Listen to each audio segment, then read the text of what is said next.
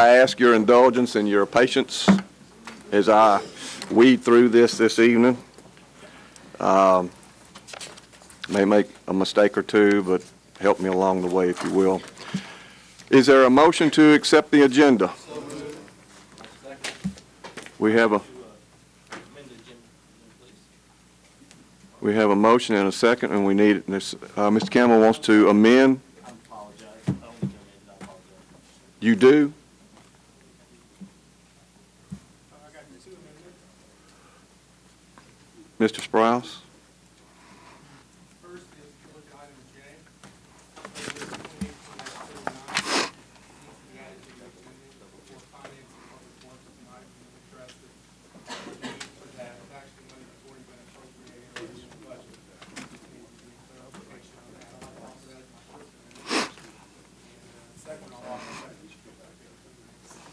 Turn his microphone.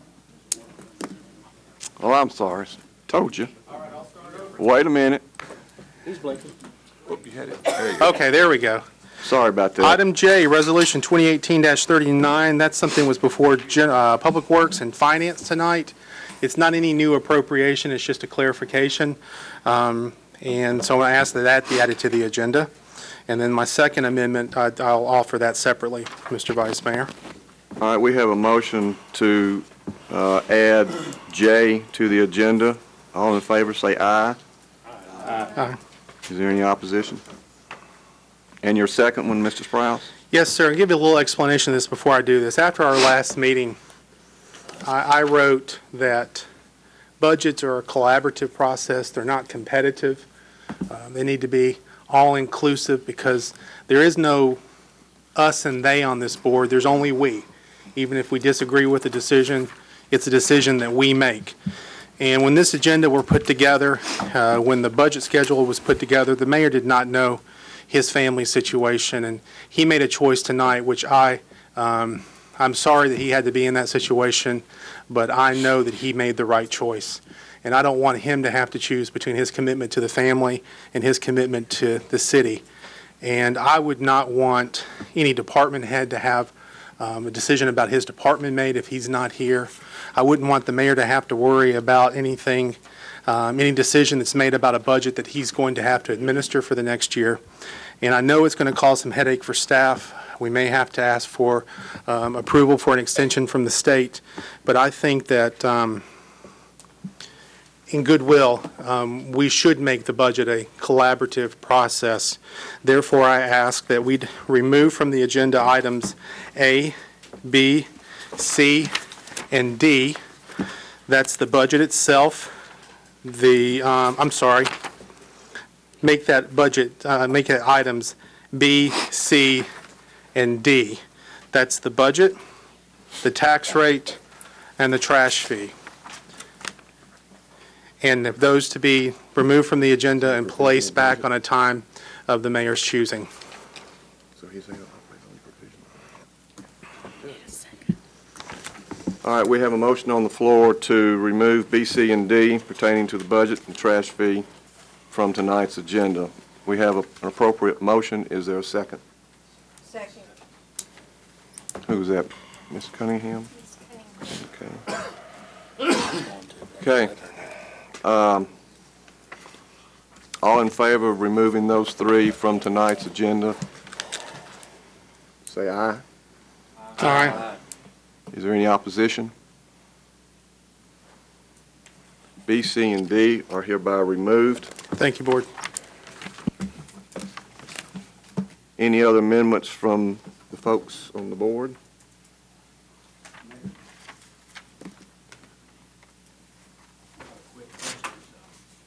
Hang on. Sure. I need Okay. to add this. Mayor, I need to add ordinance 2018-28 to the agenda tonight. It's an ordinance authorizing the billing of the city stormwater users fee on our tax notices. It needs to be placed on there tonight, and it passed our both committees, Finance and Public Works. But for the time frame, we need to go ahead and 2028. yes, sir. 2018-28. Yes, sir. Okay.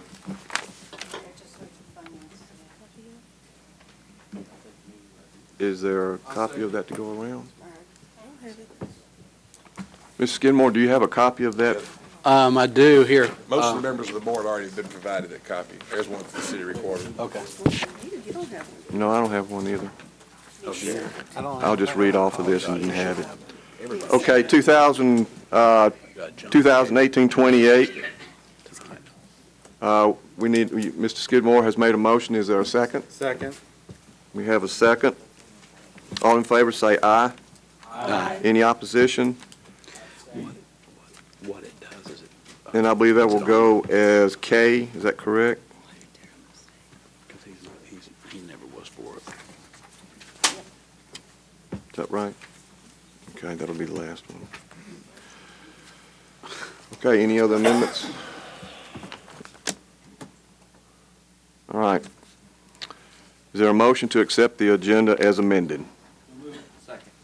We have a motion and a second. All in favor say aye. Aye. Is there any opposition? Man, I'm glad we're through that. Presentation.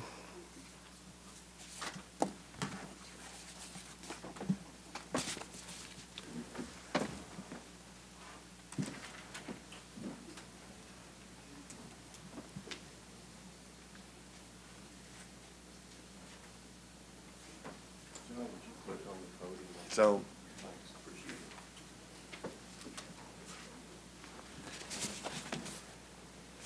Okay, let's see, is there someone here for the Alzheimer's? You want to step up here?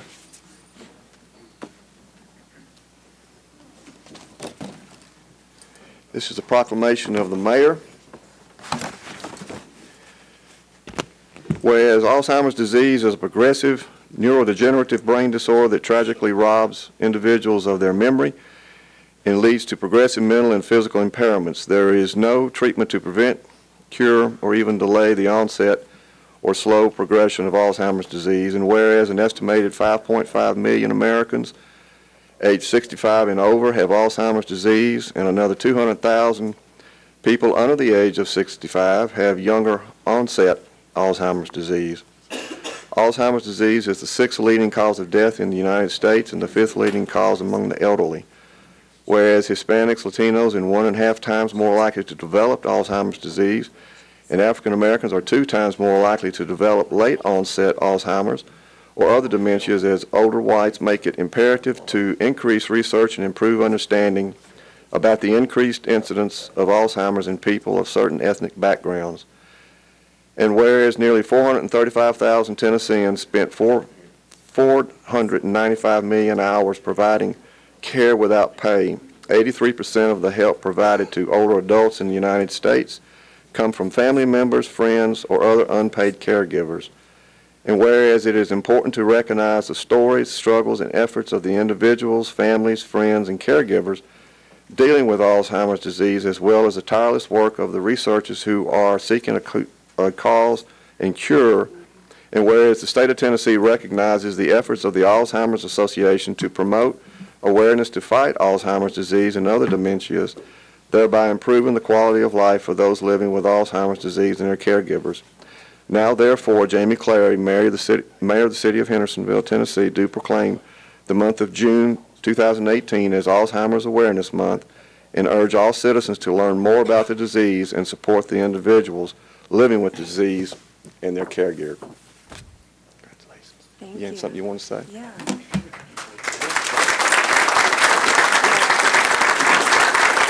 All right. So, not to get emotional, I am going to focus on what's on paper and just do it to it. Thank you so much for announcing June as Alzheimer's and Brain Awareness Month in Hendersonville, Tennessee. My name is April Barker. I'm a citizen of Hendersonville. I work for Brookdale Senior Living, and every day for the past 10 years, I have helped provide care for Tennesseans living with Alzheimer's disease. This is my 9th year to serve the Alzheimer's Association as an executive board member for the Walk to End Alzheimer's in Nashville. Last year, we had over 2,500 participants and raised over $1.2 million. This year will be even bigger. Part of our objective is to raise awareness about Alzheimer's disease and advocate for those who cannot. We are fighting a big battle and are on a mission to put an end to Alzheimer's. June is nationally observed as Alzheimer's and Brain Awareness Month, which gives us the chance to start a global conversation about the importance of brain health and Alzheimer's awareness. In honor of those who have already passed and to those who will, let's knock Alzheimer's off the charts. Let's create a world where people can live with hope and possibly survive this deadly, hopeless diagnosis. With this proclamation, Hendersonville, Tennessee is creating a moment, an opportunity to acknowledge those who selflessly serve, to those who suffer, and to those who unknowingly face a lost future. This proclamation is a small step in a direction towards a future without Alzheimer's disease. I would like to express my most sincere thanks and appreciation for your time, consideration, and efforts, and all contributions to help us move towards a world without Alzheimer's and make a difference in the lives of the millions of people affected by this disease. Thank you. Thank you for all what you do. Thank you.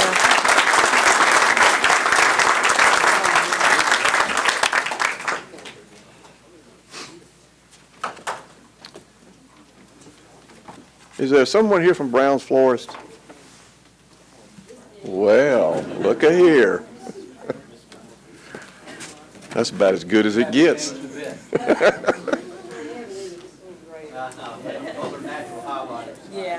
How are you, Ms. Brown? Good. Good. Thank you. Congratulations on your Thank you. celebration. Thank you. Proclamation of the mayor, whereas over the past 50 years, Brown's Florist has enjoyed amazing customers who may be facing a loss, celebrating a milestone, or simply wanting to add a touch of cheer to someone's day with a beautiful bouquet. And whereas Brown's Florist established their business in 1968 in Hendersonville and has remained the same family-owned business in all these years while serving our community with quality products and the best customer care. And whereas over the years, Brown's Florist has been nominated for some amazing awards such as Best Florist in Sumner County in 2017, 16, 15, 13, 2007, and 2006, was inducted into the Tennessee State Florist Hall of Fame in 2000, awarded Tennessee State Florist of the Year in 1993, and in 2016 were acknowledged as one of the Teleflorist's top 500 florists in the United States. And whereas Brown's Florist has been an active part of our community for being a participant in the Petals for Paul's cause, donating arrangements for local charities, to spending the day with the Down Syndrome Association to help them create arrangements for their 321 ball, to organize fundraisers for local businesses, schools, and organizations. Now, therefore, Jamie Clary, the mayor of the city of Hendersonville, Tennessee, do congratulate Brown's Florist and ask the citizens to join with me in sending the best wishes to this family-friendly business that has helped to make a difference in many lives and has an important part of the city. Congratulations. Thank That's you. outstanding. You want to say something? Thank you.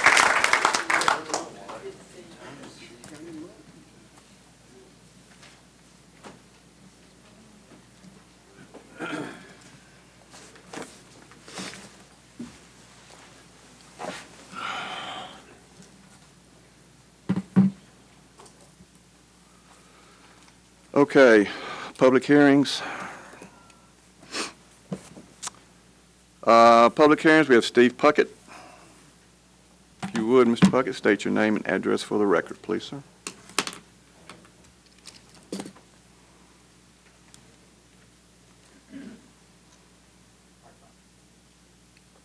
I knew you were going to want something. Thank you, Vice Mayor. My name is Stephen Puckett. I reside at 228 Saunders Ferry Road, apartment A21. Of course, the public hearing is on the budget that has been deferred, and so I will just simply say thank you to the board for deferring the budget out of consideration for the mayor. I know some people that are close to him and aware of the situation, and so I express extreme gratitude that you guys would go out of your way to and create extra difficulty for yourselves in order to make sure that the mayor has a voice in the budget that he would implement. So thank you very much. Thank you, Mr. Puckett. Stephen Rozek. Did I pronounce that? I'm going to refrain from making any comment at this time. Okay. Thank you. Hmm? Mr. Vice Mayor, Yes. Hang on. I hate to interrupt the public hearing, but I think that we should take action before we consider the rest of the public hearing. I had asked staff for advice earlier this afternoon prior to making this amendment and changing to the budget. They have done some additional research since those conversations. The city does have some financial obligations, particularly a pretty large debt payment that has to be made on July 1st. We cannot make that with a continuance budget. We do have to pass some sort of budget for this next year so we can make that payment. I had it on. Am I not on mic? I had it on red. Right there. That working. Not working. See if you can get some Campbell's. You need to push it and turn it off? Yeah. We'll turn that one off right there. Maybe that's the reason. Turn that one. It just came on. There you go. There we go. I'll start this again. I talked with staff a little bit earlier this afternoon and asked their opinion on making those amendments that I made to the agenda. At the time, it seemed good, but since then, they have done some additional research, discovered that there is a debt obligation that the city has to have a payment on July 1st. That debt payment cannot be made with a continuance budget. We would be required between now and that date to pass a budget for next year. So in that spirit, what I'd like to do is to be able to cover the financial obligation on July 1st, while at the same time recognizing the same things that I asked for you to recognize during my initial amendment. So I'm going to ask that items B, C, and D be added back to the agenda. At which time, when we get to that point of the agenda, I'm going to make a motion that we group them and pass them without debate, with the recognition that we can later amend the budget to include the discussion that we wanted to have when the mayor could be here. But that's the sort of thing that would respect the mayor, his family, and their needs, and at the same time respect the financial obligations the city of Hendersonville has, particularly with a debt payment due on July 1st. And I make that motion. We have a motion to rescind the initial request to keep or to take B, C, and D off of the agenda, now to add it back. Is there a second? Second. We have a second. Any discussion? Hang on.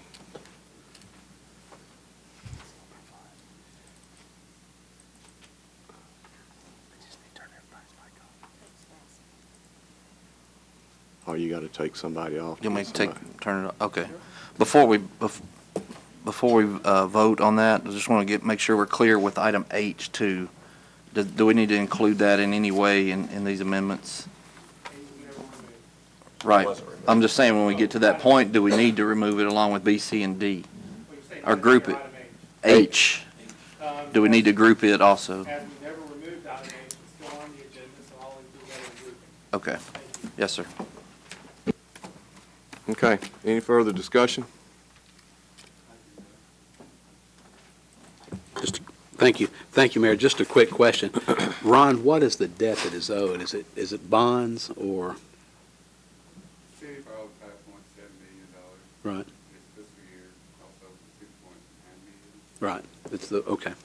We have a principal and interest payment in July 1st on the 5.7. Okay, all right. And an interest payment for the 2.9. Principal payment. They are due. Okay. I thank you for that. I just wanted to make sure that I sort of figured that's probably what the result was, in case you've worked your magic, as you always do, but I guess at this time it just didn't work out. Since they're new borrowings, they Yeah. weren't in this year's We could. budget. You're right. So continuation budget Take them all at did not one allow time, for the or payment individually. yet. Yeah, yeah. That reason we spent it in the new budget. All right, thank you very much. I appreciate that. I just was curious. Thank you. Okay. Any further discussion? Anyone else? Does everybody know what we're doing? Okay. Excuse me? Did you want something? Could you just repeat that? For it's going to be grouped together, no discussion, no debate, but it's going to be able to be amended at the next meeting? Is that right? as I understand the motion maker. Is that correct? My intention is that, yes, we go ahead and we amend that. We make the amendment to group them.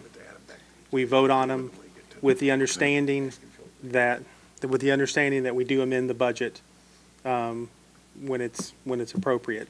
And 7 votes can do that. And Would it be okay with the motion maker that we just put on, that we just say that we're going to add it back to the agenda and then deal with it as we do it? please. Okay, thank you. Yeah. You are quite welcome. Okay, one more time. Any further discussion? All in favor of adding them back to the agenda, say aye. Aye. Is there any opposition? Okay.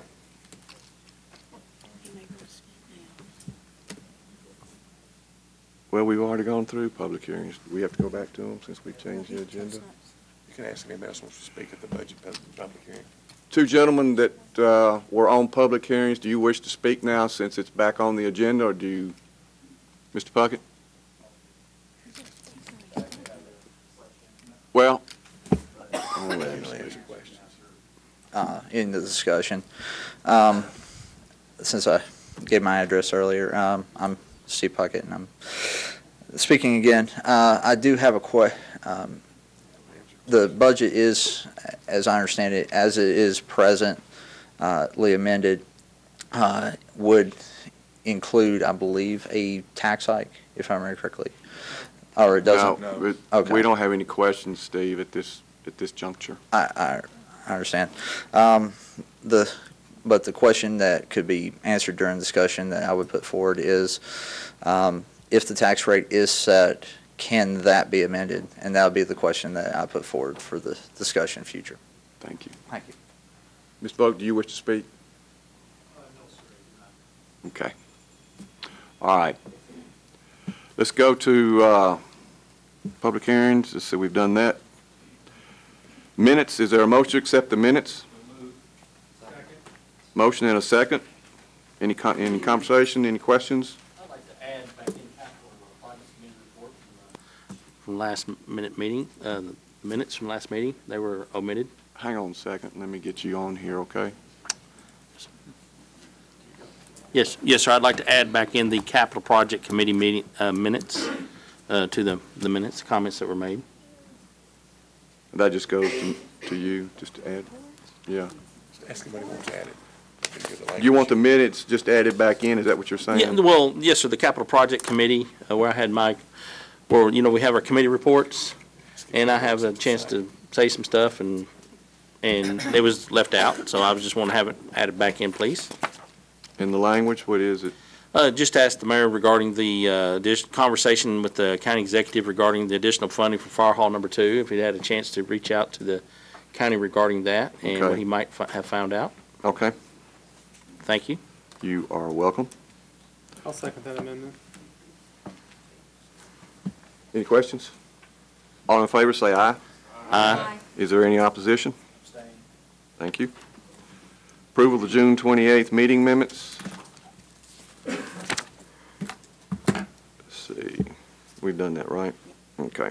Citizens' comments.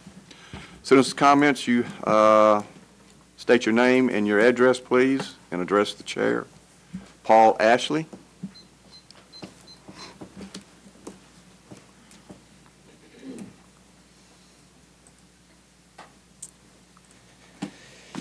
Thank you, Vice Mayor, Alderman. I'm here, my name is Paul Ashley. I live at 113 Lawrence Way North in the Windcrest subdivision. I'm here to talk to you about the rezoning request of the property in front of our neighborhood. I'm just going through my notes here. I believe that the current zoning ordinance that's suburban residential today for low-density, single-family, detached housing supports the best need and use of this property, based on the character of not only the immediate adjacent properties in our neighborhood, from which you will hear from other neighbors of mine about that, but also representative of the appeal of all the other residential communities up and down Saundersville Road. I believe that you all have heard many different rezoning requests and reviewed many different ones that, or many ones that make this one a little bit different from those. I just want to state a few points about. First and foremost, this property is a very small parcel of land. It's 4.7 acres. It serves at the entrance, in my mind, being a resident of almost this neighborhood for almost 20 years, it really serves as an entrance to all the communities up and down Saundersville Road, not just our neighborhood. In my mind, no matter the conditions or the concessions that are made, if this property were rezoned to commercial, it would be completely out of place and out of character for this location. Secondly, albeit we can debate the currency of it, but the land use plan is the guide that should help direct all of our decisions regarding residential and commercial development. We should be mindful of the original intent of that plan. I believe that the more we stray away from that intent, that we lose focus on what the best use of that land is in serving the community that we live in, and we begin making decisions based on what we think is the least impactful and or the least harmful. Thirdly, prior rezoning requests on this property from previous owners were denied for reasons that are still relevant today.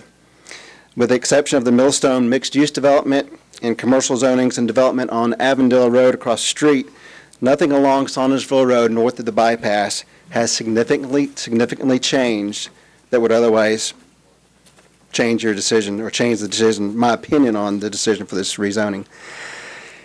I understand the need for investments in our infrastructure for continued support of road and safety improvements, things like that. We know that office development like this on any commercial space typically receives higher tax assessments, which brings in higher or more revenue. I surmise that the financial impact that this property is owned commercially probably is weighing upon your decision. I only request that it not be the only thing that you're considering, and you think about some of the other points that I brought out about this is a small parcel of land, less than 5 acres. It's against a residential backdrop. It's likely to have marginal impact on the overall revenue that you can gain from the however many acres are up and down Saundersville Road on the south side of the bypass. In a dominated residential community with little to no major opportunities for any expansion of commercial development on the north side of the bypass, I think it should just be left the way it is and put residential on it as it was designed to be to begin with. Thank you.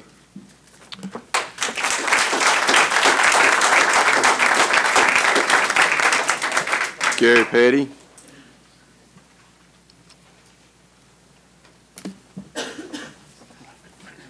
Good evening. Thank you for having me here tonight. My name is Gary Petty. I live at 111 Tamaris Way. I'm here to talk about the rezoning of that property as well in our neighborhood. I've lived there for 18 years. I'm a lifelong resident of Hendersonville. So my parents, we've been here forever. My property actually borders that property. So I guess you can say I have a vested interest in this.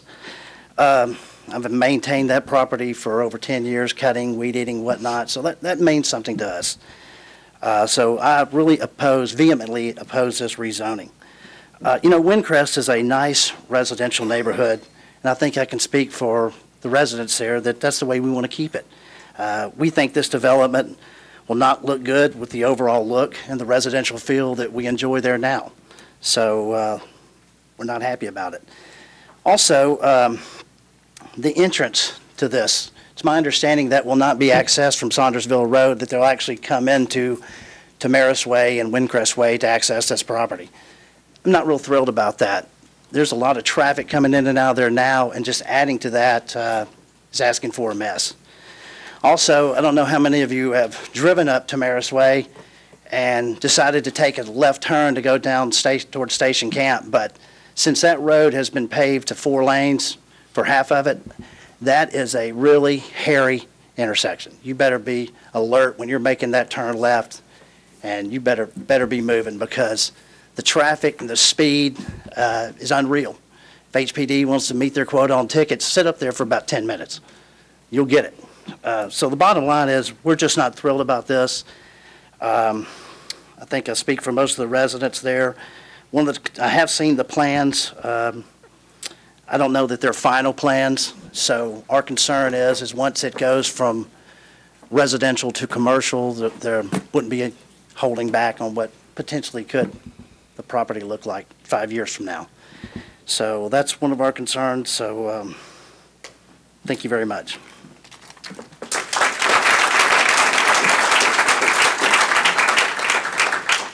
Ken Leuven.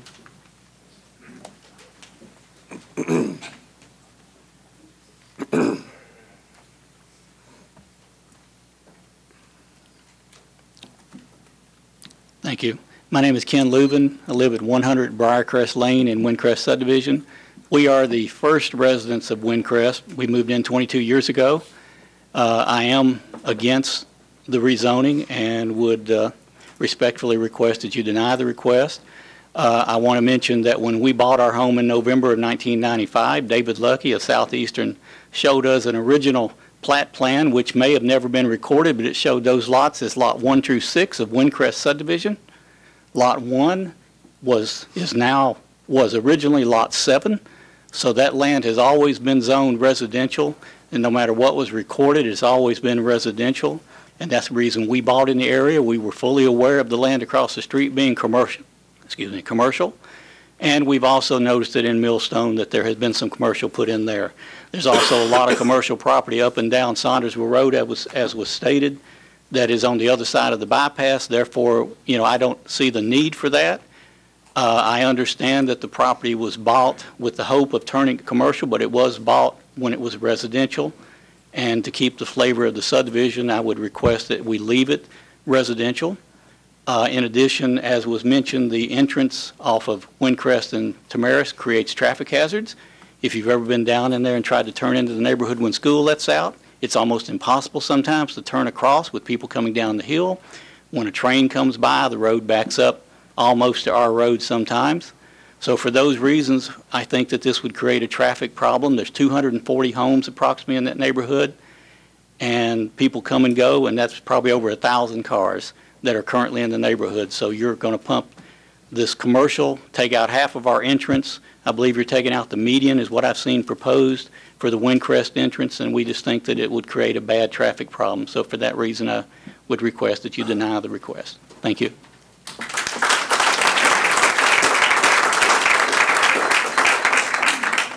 Paul Town. Thank you, Mr. Vice Mayor. Paul Town, 208 Catalina Way in Hendersonville, resident of the Durham Farms subdivision. To the Vice Mayor and Board of Mayor and Aldermen, I'm here to follow up on the resolution of intent that was voted on and passed on June 12th, 2018 to repair and to repair Drake Creek Road and Anderson Road, and to have that work complete before school starts. That's at least what we heard as residents of Durham Farms and other communities around there. It's also my understanding that Freehold Communities, the developer of Durham Farms, has contributed almost $400,000 to have road repair and work and improvements done in the neighborhood around there. And I would sure like to see some of that money go to repair this horrible road. I'm only a resident of Hendersonville since October of 2017. I lived my entire life, 61 years, in Minnesota, where the temperatures range from 50 below to 100 above. And I have never in my life seen a road in such bad condition. That road threatens all of the residents of all of the communities around here. It's too narrow. It's riddled with potholes. We've already had a rollover accident in the short time that I've been here on that road. And I fear for my family, my neighbors, and other residents of Hendersonville every day as they drive down that road and encounter trucks, encounter cars speeding, and encounter all of the potholes, and they try to dodge them to save their own lives. I plead with you to follow up on the resolution that you passed. We were told when we were here last week as residents of both Autumn Creek and Durham Farms that that subject would come back up again today, and that we would hear the final budget for that work, and that we would hear the scope of work that was to be completed. I'm hoping that we can count on all of you to follow through on that commitment to us as residents, and I plead with you to please repair these roads and get them back in a safe and condition for our family and our friends. Thank you.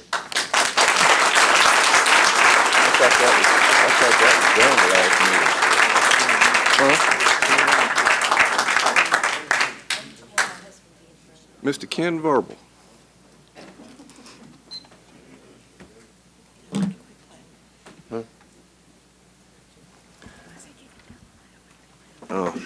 Vice Mayor Frost and Alderman, Ken Verbal, 110 The Landings, and I'm here tonight to make an announcement of some joy, and that is that the Friends of Indian Lake Peninsula in our endeavor to save the Beatty Farm have reached our $1 million goal as of yesterday. We have reached $1,006,000, which will cover completely the purchase of the property on the hill, which is 38.41 acres, and also provide closing costs as well as insurance and a few other expenditures that we will have. It's been a long journey, but not as long as you would think. We actually collected $1 million, a little more, in just under 4 months. Unheard of in the city of Hendersonville, unheard of in around Nashville, Lebanon, Brentwood, or anywhere. So as citizens, we spoke, and we worked together tirelessly, and working with everyone involved in the city. It's been a journey that has had highs and lows, but in reality, we kept focused on the chalice at the end of the journey.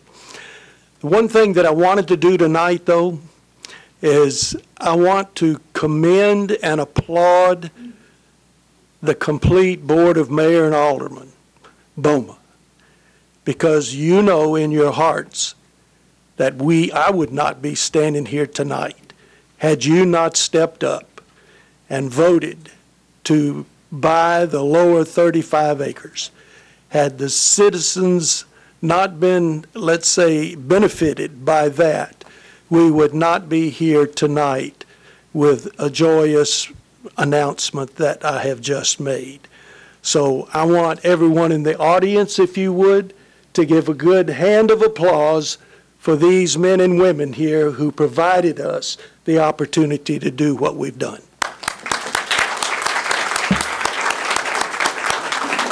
I thank you, and we're ready to move into, well, one other thing, we have a little bit more than $1 million, and I said we had $1,006,000. We actually have more than that. We've had an anonymous donor that has made a very sizable donation to go into the movement for the phase 2, which would be the development phase. We also have some matching funds coming from several corporations who are matching their employees' donations, and those are yet to come in. So we're going to have a good start on moving into the development phase, and we're looking forward to a celebration day in that we have all of Hendersonville involved in the celebration of moving onto that property and experiencing standing on the turf. And we hope to be able to present that to you in a few weeks. Might be 6 to 8 weeks before we could really pull something like that off, but we need to get all the dust settled on the legal side of it and the insurance side, and then we'll be able to move in that direction. So I thank you tonight, and we'll leave with that announcement. Thank you. Pam Cogan, is that correct? Thank you. My name is Pam Cogan, and I live at 127 Huntington Place. And I am here about the rezoning of the Saundersville Road, Windcrest area. I agree with everything the three gentlemen prior to me said, but I want to add a couple. Safety for our children and the crime rate that those commercial buildings will bring. For anyone to think that you're going to put 3 or 4 commercial buildings on a piece of property that small and 150 parking spaces, that cars will be coming and going 3 to 5 times moderately per day is going to add traffic and crime to our area, as well as vermin, smells from the restaurants they're proposing, and I am completely against it. I moved in there in 1999, and had there been a commercial anything in there prior to me looking at that property, I would have never bought it. Never. Which that is going to affect our property values. And this was an investment for me 20 years ago, 21 years ago when I moved here. And I don't want to see it diminish. And so for that reason, I ask that you deny the changing it to commercial. One of the aldermen emailed me back and was concerned about the type of houses that might go in there and the control you might have on those. Number one, if there was going to be houses on there, David Lucky would have put them on there. Number two, Dean would have put houses on there. Milton has had this property for 4 years and he hasn't put houses on there for reasons. They're not going to sell. Who wants to live up there facing, and the roads that have to be facing Saundersville Road and the roads that would have to be put in there? It wouldn't be a financial smart idea. So I'm not worried about those houses. If they're put there, fine. I will take that traffic versus the traffic and the crime and the smell of 4 commercial buildings. Thank you.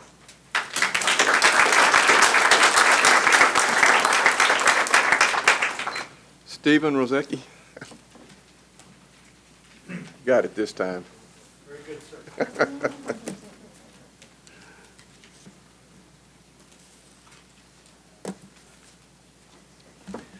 My name is Stephen Rozak. I live at 110 South Lawrence Way. My wife and I moved in there in 2015, and I'd like to address the Board of Mayor and Aldermen in regards to the issue about rezoning the Windcrest area for the Southview Professional Plaza. On Monday, I had sent out an email to, I believe, all the board members. If anybody on the board did not receive my email, I have an extra copy to hand out so you can read an email. I won't go over the things that I had put in the email, but I'd like to add a few additional items. When my wife and I moved in to the subdivision, we did our due diligence to look at all the negative and the positive factors of the area. There's a lot of positives. There was a few negatives, and I'll go over them. One was the Route 386 Veterans Parkway, the proximity to that, also the proximity to the CSX Railroad. And we also noticed the inbound flights go into B&A in Nashville. Those 3 things we decided that we could live with. The noise wasn't bad where our house is located. And the railroad, yeah, you can hear it, but it wasn't that bad. And we also inquired about the open land on Saundersville Road.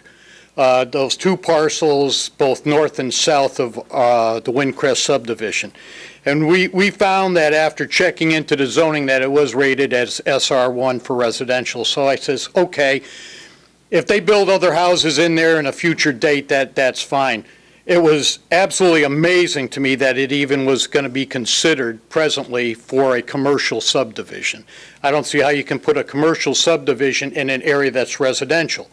And one of the things that came up, if that 4.7 acre parcel was rezoned for commercial, to me it's reasonable to conclude that, let's say one of my neighbors, once it goes to a commercial area, our subdivision becomes a commercial area.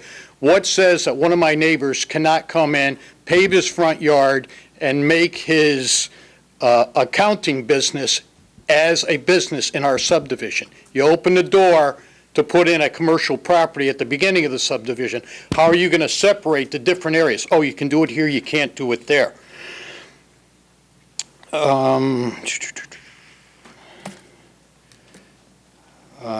I went to one of the committee meetings while our alderman, Darrell Woodcock, was away with a family issue. And I understood that at the meeting we couldn't speak. It's just a committee meeting. It's not an open forum. But I was pretty surprised at the presentation that maybe we want the commercial development versus, quote, vinyl wrapped houses. It's like, I just couldn't believe that. I think it's more up to the people who live in the area what we would like to see of the development versus somebody on a board making a decision. So what I ask here tonight is that the aldermen take a look at my email. Again, if anybody didn't get it, I will hand it to you. Look at my email and consider this. It only affects Ward 5 presently. But if you go to change a residential area to a commercial property, this could affect any of the other wards that you people represent. And once you open the door, how are you going to stop that? So if the zoning says SR1, keep it SR1. That's all I ask. Thank you very much. Thank you.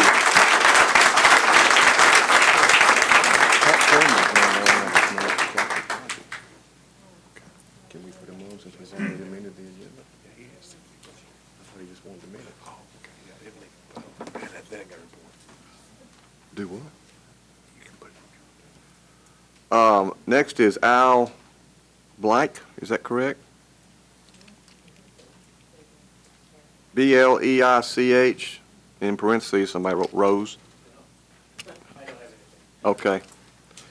Paul, C-H-O-Q-U-E-L-K? I'm sorry. No problem. Hi, Paul Choquette. I apologize for not using the podium. Unfortunately, I can't. And actually, oh, look at that, an adaption. Great. Paul Choquette, 644 Lingering Way in Hendersonville. I'm actually here tonight. Figured I'd change the subject, even though Windcrest is an important subject. I live across the street, and I am behind you all, by the way, 100%. But I'm actually here today to talk to you about the budget and the fact that in this most recent budget, the money that was set aside for the ADA transition plan was left out. I'm here today to ask that you consider replacing that or putting that back in again. The ADA transition plan is a very vital tool that any town can use to help make their communities more inclusive for everybody. People with disabilities like myself, people who use wheelchairs, people who are deaf, people who can't see. There's always things that we can do to make this place, the city of Hendersonville, more accessible. For example, this podium. I can't use this podium. I have to hold this microphone.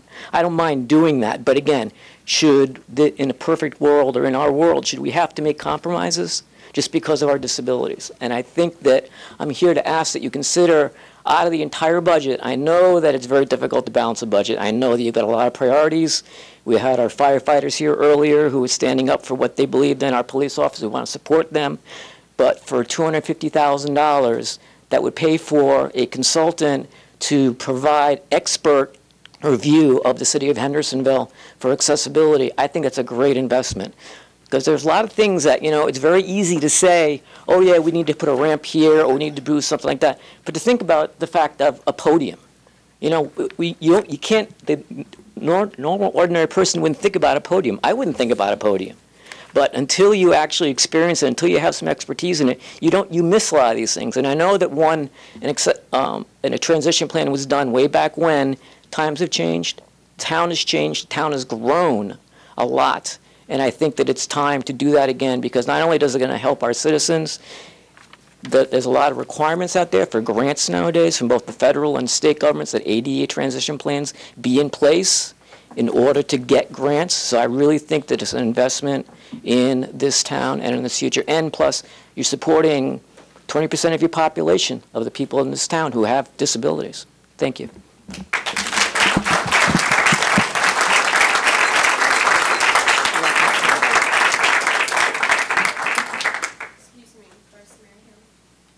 Well, if my computer would come up.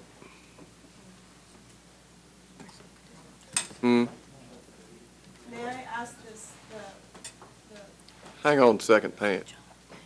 John, what are you going to do? Hit Control Alt Delete.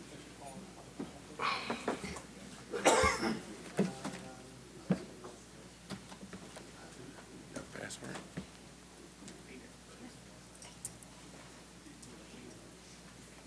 Well, this is just wonderful. one's Tina. It just went blank.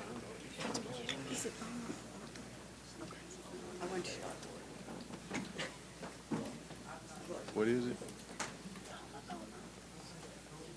There we go. You're a genius. Thank you. Don't have to go too far away.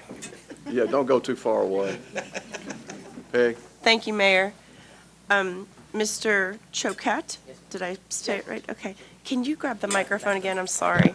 Yes. Okay. I would like to ask to suspend rules to ask a question.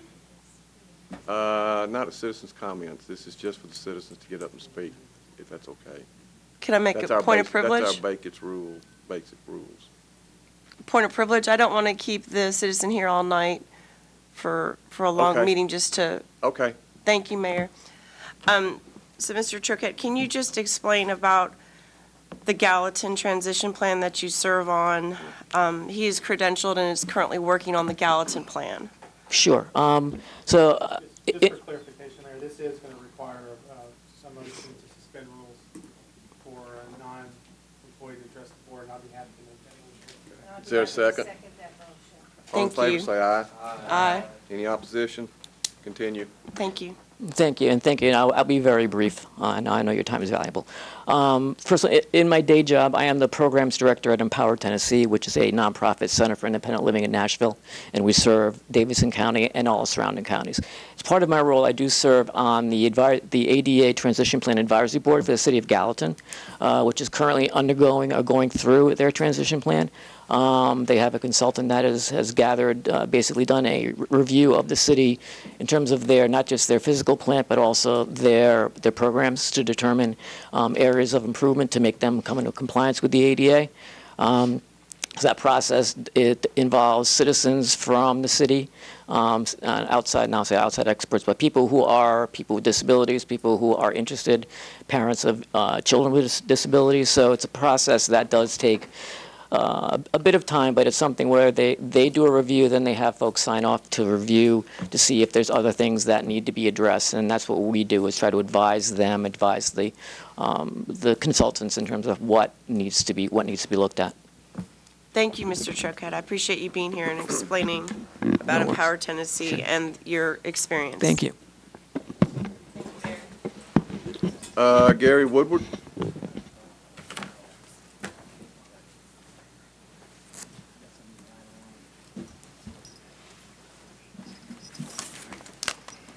Thank you. I'm here to follow up on the earlier comments about Drakes Creek Road. I live in Durham Farms. My address is 125 Ashington Circle, so I'm directly affected by that road. I spoke at the last meeting, and I would like to first of all say thank you for all of you for listening and paying attention to everybody that showed up at that meeting to address the nature of that road and its dangerous status. What I heard was that you had a vote of intent to repair and pave the road. What I see is that you're making nicer pothole fixes. That's nice, but I understood what you were saying was that you were going to repair the weak sections and then pave the segments that you identify, two of those plus Anderson Road as the three places that you found funds to do that. Okay, but all I see out there now is nicer pothole fixes. But I also pick up on another thing, and that is that it's a repaving that we're talking about. But you've also got a shoulder that's either not there or needs to be made because of trees and hillside post and shoulder work that's needed on a road that's 18 to 18 and a half feet wide, where state says it should be 22 feet wide.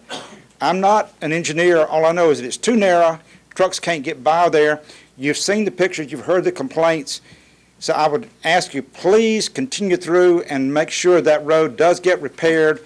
And as you indicated last time, it sounds like repave the bad segments, but repave the road, not just do nicer pothole fixes. So, please follow through. Thank you for what you've done, but try to get that, because that's an arterial street.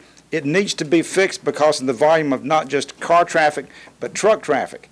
And to that end, there's no other way out except to go Old Drakes Creek Road to get onto New Shackle Island Road. That's not Hendersonville. That's a state road. That road will not take traffic without putting yourself in mortal danger. Two cars can't safely turn at the same time or be there at the same time with the guardrail immediately beside you. Trucks cannot get in that entrance because it's too tight. It's a light truck and a car that's making a T intersection. That's the only other alternative than fix Drakes Creek Road. So please follow through. Thank you for what you've done and continue with it.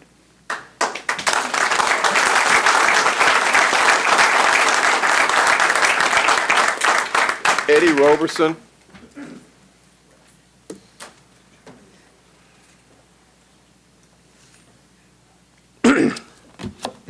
Thank you, Vice Mayor and Board of Aldermen. My name is Eddie Robertson. I live at 1049 Smoke Rise Lane. And again, I want to talk about Drakes Creek and Anderson Roads. One of the most important functions of city government is safety, citizen safety. I have to commend this board for the safety as far as its police work and its fire work. You do an excellent job there, and they do an excellent job in protecting the citizens. Another aspect of safety, though, is roads. Citizens of a city or a county expect their local governments to provide adequate, safe roads. As you've heard and as you've seen pictures of, Drakes Creek and Anderson Roads do not meet the specs of the state, and I have the state specs or the state regulations, if you would like to have those, that call for the road to be at least 22 inches wide with 4-foot shoulders on both sides. So I have the sites for that if you need it. So I want to say, at the last meeting on the 12th, Boma gave its word. And let me review what you said. And it's probably reflected in your minutes, but it made an indelible mark on the citizens that were here. Number one, you said Anderson Road and Drakes Creek Road are in disrepair and they need to be fixed. You said that the work that this board will approve, that the citizens there, it will be 100% better, end quote. You also said that the citizens would be happy. Well, let me tell you what I don't think that we'll be happy with. We will not be happy with just cutting out small portions and patching the road. We expect that road to meet state specs, and we expect that road to be in good condition when completed. You also promised us that it would be done by the beginning of school year. Now, you didn't say this school year. I'm hoping that you meant this school year, but we know that you said by school year. I thought that was pretty ambitious myself, understanding construction. You also suggested, and this wasn't promised, but this was suggested, and I think it was an excellent idea, that the transportation impact fees that have been collected by Durham Farms, by Ivy Point, by Norman Creek, and by Fountain Brook should be earmarked and not be spent or not be put in the general fund each year to be used for general expenses. I hope that you follow up with a motion on that, because the citizens of Durham Creek and these other subdivisions think that that money is going for road improvement. So I hope that you'll follow through on that. Let me say, at the last meeting, you saw the citizens rise up. And we rose up not as instigators or not to try to create trouble, but we wanted you to know of our concern that as our spouses, as our children, as our families traverse this road, the danger that was involved. Last meeting, you saw 150 residents. The fire chief actually had to take a bunch of them out into the hall until we could make more room. Now, we have a good crowd here tonight, but we don't have 150 for one reason. Because they believe your word. They believe what you said that you would do. And I want to make sure that you do that. Now, where would we get the money for this paving? As was said, over $420,000, I think, has already been collected from these subdivisions. I understand some has been spent. but we believe that there is money there and going to be a lot more money. I think Durham alone is going to bring in over $1 million in their impact fees. But I want you to look carefully at the PCI report that this board did. The PCI report, and I commend this board for doing it, it was a study of the pavement condition index. It looked at all the roads in the city, and it gave them an evaluation. I want to say that I've looked at that.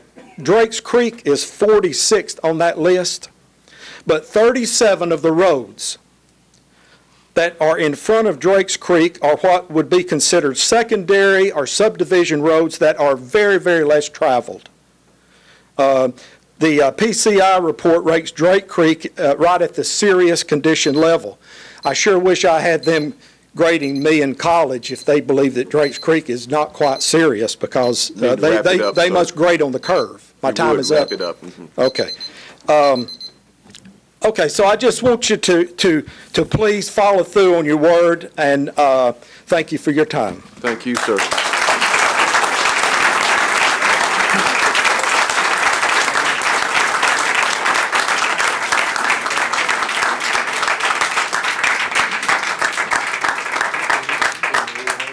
All right, I'm going to butcher this one.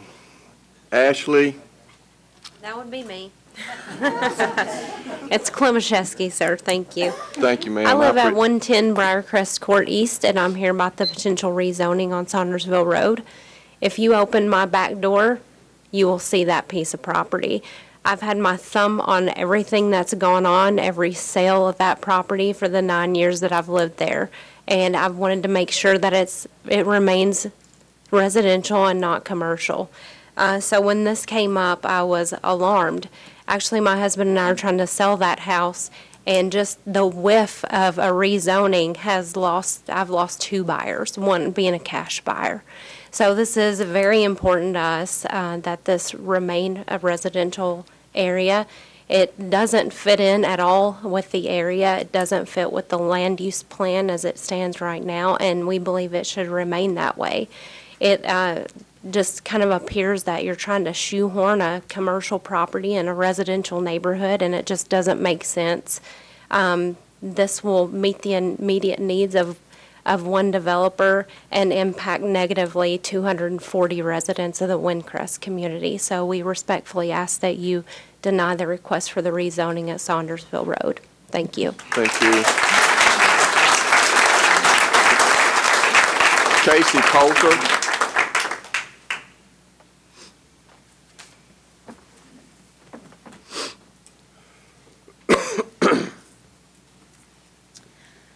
My name is Casey Coulter. I live at 111 Windcrest. For the sake of brevity, I am not going to read what I prepared. I feel like my neighbors have said it very, very well already. I fully agree with everything that they have said. I believe that the land usage as it already stands, it should continue to stand. I think that a commercial property would be very ill-suited on this piece of land. But to add one other thing, I do think that the developer has in many ways disregarded the importance of preservation of a neighborhood. I was at a planning commission meeting, I don't know, about 3 weeks ago, and the developer, under questioning, he said that a couple of things. Number one, I don't like that they want to utilize our neighborhood roads for their traffic flow. That's going to create a lot of traffic problems, not to mention safety issues for us. In addition, though, the developer said that their intent was to construct the minimal required barrier between their commercial development and our neighborhood. That didn't sit very well with me. But anyway, I do want to read something that my 10-year-old daughter wrote just before we came over here. I think this kind of says it all. We the people have a voice, and we disapprove of the construction of anything in front of our neighborhood. The result of this will lower the cost of our homes, rodent problems, abuse of privacy, and most of all, higher rates of electricity being used, which can cause pollution to the environment. And a neighborhood should not be disturbed by a commercial property. A neighborhood is calm and settled, and it should not be messed with, period. So, but to build on one more point, and then I'm going to walk away. Just as the citizens all down the Indian Lake Peninsula and around Hendersonville raised a tremendous amount of money to save the Betty Farm, this is no different in the hearts of every citizen, every person who lives in Windcrest. We want to preserve our neighborhood just as much as everybody wanted to preserve Betty Farm.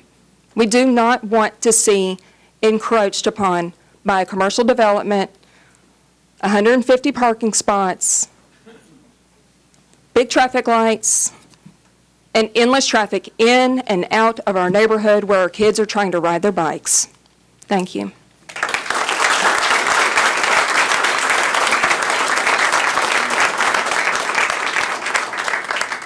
Carolyn Kruger.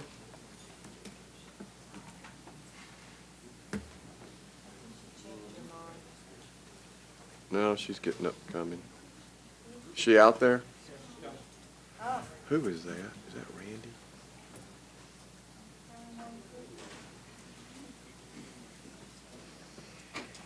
I can't even read the address. One.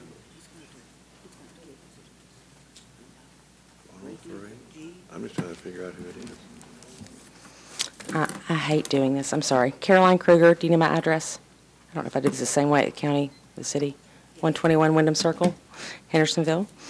I wanted to express my thoughts and prayers for Mayor Clary and his family. Although he's not here, I want to make sure I emphasize that. And thank you all for your service and your families for the time that you commit to do this, because I do appreciate it. Even if I don't necessarily always agree with what you do, I appreciate the time and forethought you put into serving our city. I wanted to just emphasize on the budget a couple of things that I wanted to make sure continue to stay in it, that, as I understand, are in there now, and I just want to make sure that doesn't change. And that is, our firefighter service department is in huge need, and I'm aware of that.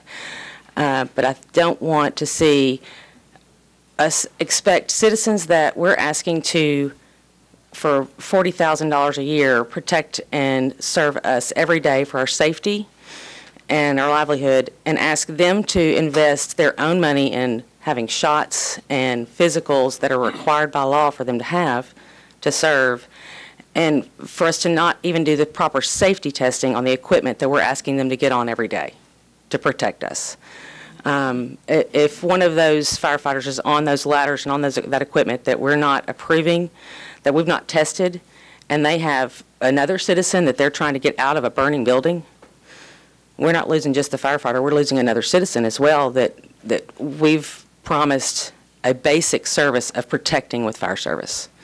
I mean a basic service. That's something that we all as citizens expect, is fire and police protection, almost beyond anything else, I would think. We expect public safety. That's something I think our taxpayer dollars should be a priority for, is public safety. And so to look at us not, or even people considering taking some of the needs that we have for public safety funding out of the budget really greatly concerns me, enough that I'm coming up here and my ears are burning and I'm speaking in front of you because I hate doing this. So I guess I just want to emphasize the fact that I really want that to see that be a priority of our city first and foremost. Taking care of the citizens, but also taking care of those that have agreed to, for what I can't even imagine, what I consider to be a nominal salary amount, the risks they take every day. I want to make sure we're taking care of them as well, and that we make that a major priority in our budget, not just this year, but next year and the years to come. There are things that I think on a county level, as you all know, I serve on the county, that I think in years to come that I would like to see us work together on to build new fire stations in Hendersonville in a combined effort with the county. I can't promise that would happen, but I would like to see us work together and make a very conscious effort of working together for a well-thought-out, well-planned arrangement for something like that to happen in the future. But, you know, an email a week after we've passed a budget is not going to be that plan. So I want to emphasize that I'm not opposed to that. I can't, obviously, being one and only person of 24, make it happen. But I do want to let you know that I'm open to that and I encourage that. But I also, right now, it's a little late for that in the moment. I really just want to encourage you to take care of our firefighters, but to take care of our citizens with our fire department as well. We have a 9.5-minute response time right now to a community pool in Mansker Farms that currently we don't even have a fire station for. We have a rented space on the other side of town for the administration part, and then we have a bunk, basically an attic space for our firefighters there, which they are extremely tolerant of. By the way, if anybody wants to take them some goodies or something, I highly encourage it. They're putting up with a lot in a very cramped, small space. I encourage you to do anything you can for them and take them some treats and goodies anytime. And they'll show you around in their little attic space that they have. Gladly. If you got to get through the gate first, that they have to get unlocked to get in and out when calls come out. But it's 9.5 minutes to a pool which serves a lot of children.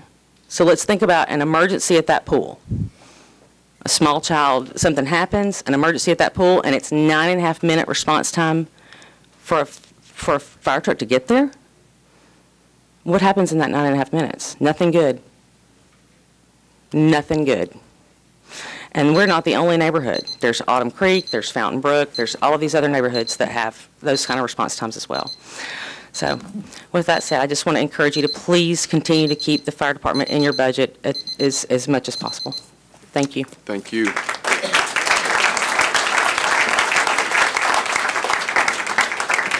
I'm sorry, I can't read this one in all, but I think it's a Randy or Andy on Windcrest.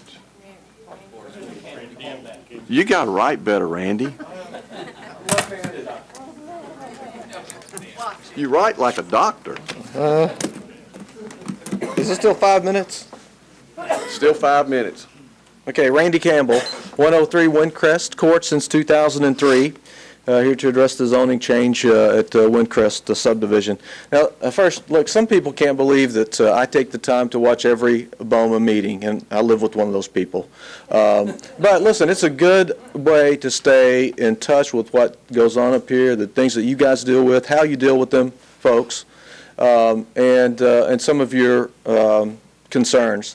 And, you know, tonight I've heard some people complain or talk about, and others echo the same sentiment, that Hendersonville is no longer known as the city by the lake, that it's known as the city of no to residential.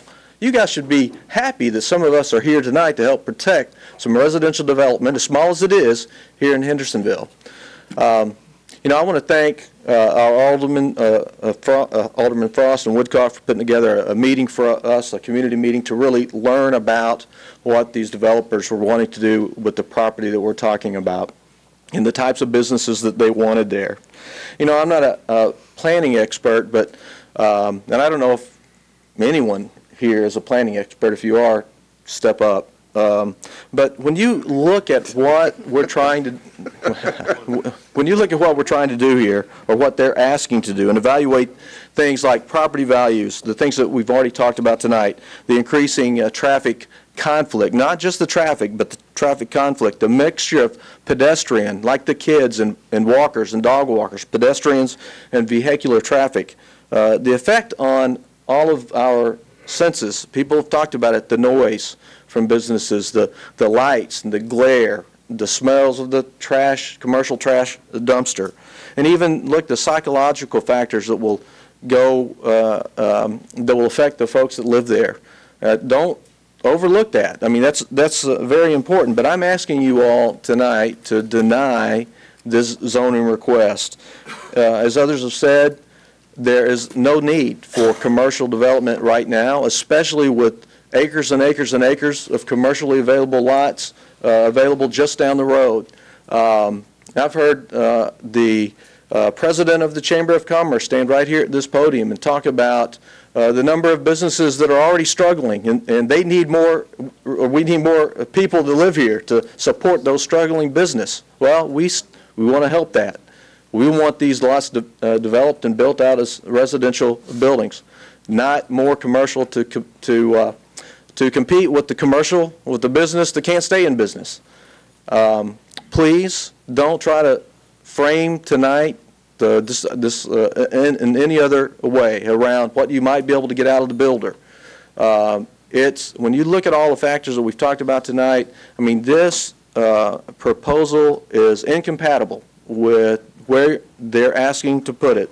And it would just be unfair to expect the neighbors of Windcrest, who have collectively, and it depends on when you try to figure this up and just noodling around, about $75 million in impact we've made in the investments in our homes. It's unfair to ask us to take on the brunt of this decision and the negative impact of that change. So again, please, I'm asking you all to vote against this request tonight.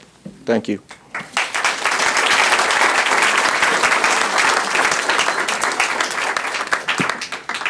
Jenny Malachite?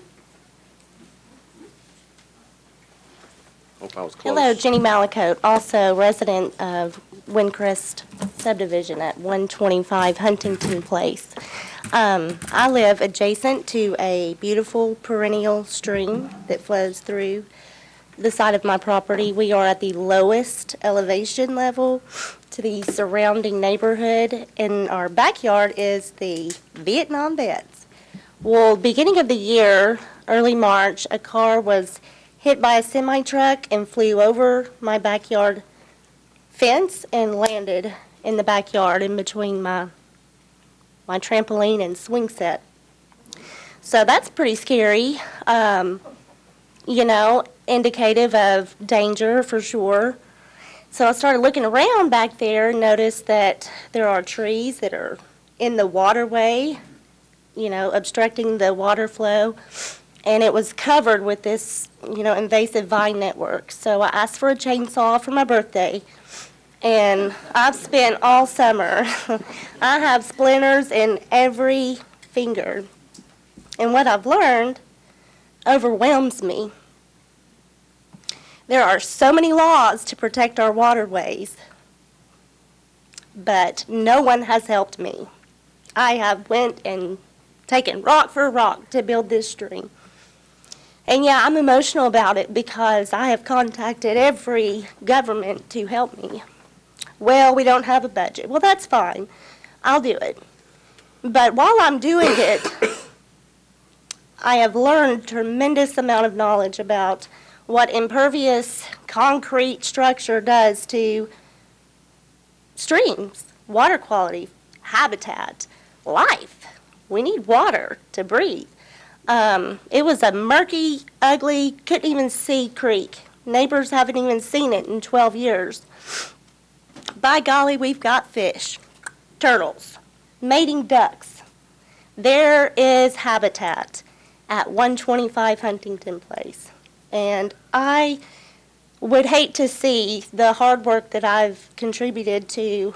It's a perennial spring-fed stream. It doesn't register as a blue line stream. So you're on your own as a homeowner, no matter that I'm sandwiched in state property, 2 culverts. One's a state culvert, one's a federal culvert. You've got an interstate as your backyard.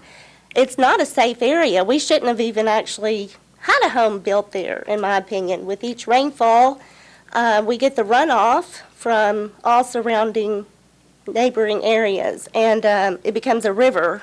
So 4 feet from the left side of my home is a vertical drop to a rolling river. It's not an area that is adequate for more impervious surface. We simply cannot do that to we have a moral obligation, period, to protect our waterways. And if the governments don't do it, I as a homeowner will, rock for rock, protect that waterway. And I don't want to see more concrete structure impeding on that land. It's just as priceless as the Beatty Farm. Might be on a smaller scale, but it connects to a blue line stream. and we all need it to live. So I beg you to vote no. I mean, there's tons of commercial property. It's black and white. No. The answer is no. Thank you.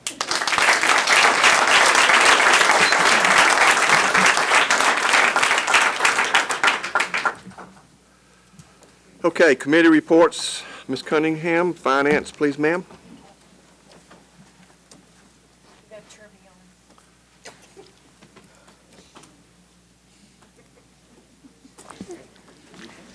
You're turned on. Thank you, Vice Mayor. You're doing a great job, by the way. Our Finance Committee met tonight, and we had a pretty chock-full schedule. The ordinances that we passed were recommended.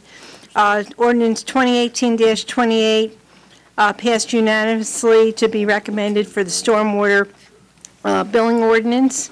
Resolutions 2018-38 amending Resolution 2018-35 adopting a 2018 and 2019 annual action plan was recommended unanimously. Resolution 2018-39 encumbering funds to replace certain drainage structures in the city for 170 Rebecca Drive was recommended unanimously. Resolution 2018-40 declaring equipment as surplus property as printers was recommended unanimously. We had other items for discussion. Consideration of resolution approving the placement of stormwater fees in the city's property tax bills. That was recommended unanimously. And that is part of tonight's agenda. Discussion of education pay. We discussed the intricacies of that with our HR director. And we also had a discussion of the trash fee, which was broken down into several different areas, and quite a lengthy discussion about that. We did not go into the rest of the agenda because of lack of time, so we have suspended our finance meeting until further notice. Thank you, Mayor. Vice Mayor. Thank you. General, Mr. Sprouse. Thank you, Mr. Vice Mayor. We have not met. We will meet the second Tuesday of July. On the agenda tonight, we have ordinance 2018-25, item F, then also item E that have been before General Committee, and both of those are recommended for approval. Thank you. Thank you, sir. Public Safety, Mr. Brown. I don't have a report, Mayor, but I was told today that the chief or one of his representatives wanted to speak tonight about some of the burglaries and locking your cars and doing some things that he needs you to do to help his guys on the street, guys and gals, I'm sorry. Thank you. Good evening. We have been hit since last May, a year ago, by a numerous group of teens, different groups of teens, coming up here, and their MO has been the same. Even though there have been several different groups, they're coming mostly out of Nashville. They break in your cars if your cars are unlocked. We've arrested 57 of these teenage hoodlums, is what they are, and there's hundreds more. They're hitting Nashville, they're hitting Goodlettsville, Mount Juliet, Springfield, Greenbrier, Millersville, and us. Brentwood and Franklin as well. Same groups. They're just going from one place to the next. When they come up, they let a bunch of kids out in the neighborhood and they go door to door. And the only way that they will go into a car is if it's unlocked, because it's usually during the midnight hours. In the last 2 days, we've had some that's happened in the afternoon hours. But they're trying not to create that sound of breaking glass. They're looking for guns, and we've had, as of today, 7 guns taken out of unlocked cars sitting in people's driveways. 14 with their keys in the vehicle.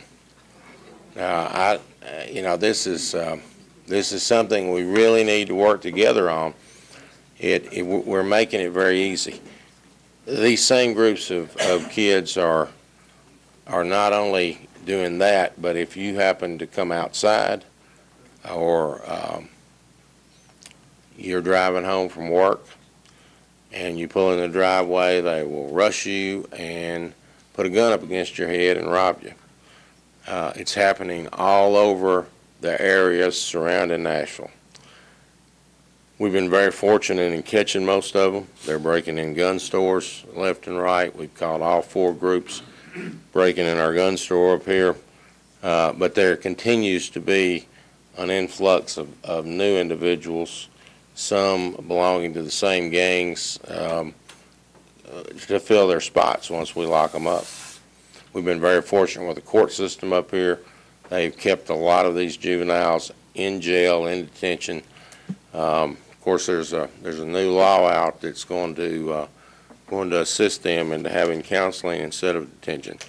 But what we have to do as a community is to try to harden the areas where they go to, and that's in your homes, that's in your driveways.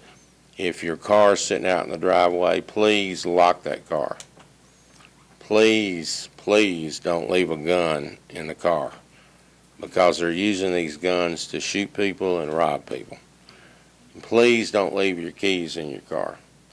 And this is happening on a consistent basis. It happens in the parks. It happens in your homes, in your driveways. And we're just asking if you can work with us on this and keep your cars locked. Don't leave anything of value in your vehicle, whether it be a laptop or an iPad or a telephone or a leather coat. Remove those items from your vehicle before you get out and lock that car. And please don't ever leave a gun in a car. Okay? That's all. Thank you.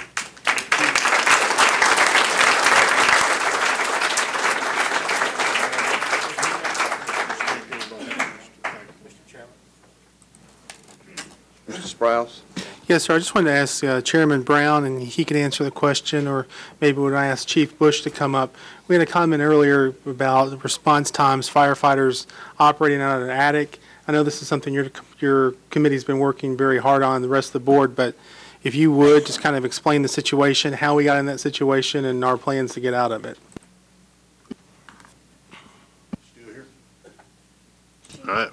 I'm passing the buck to the guy that makes the big money and the big red fire engine.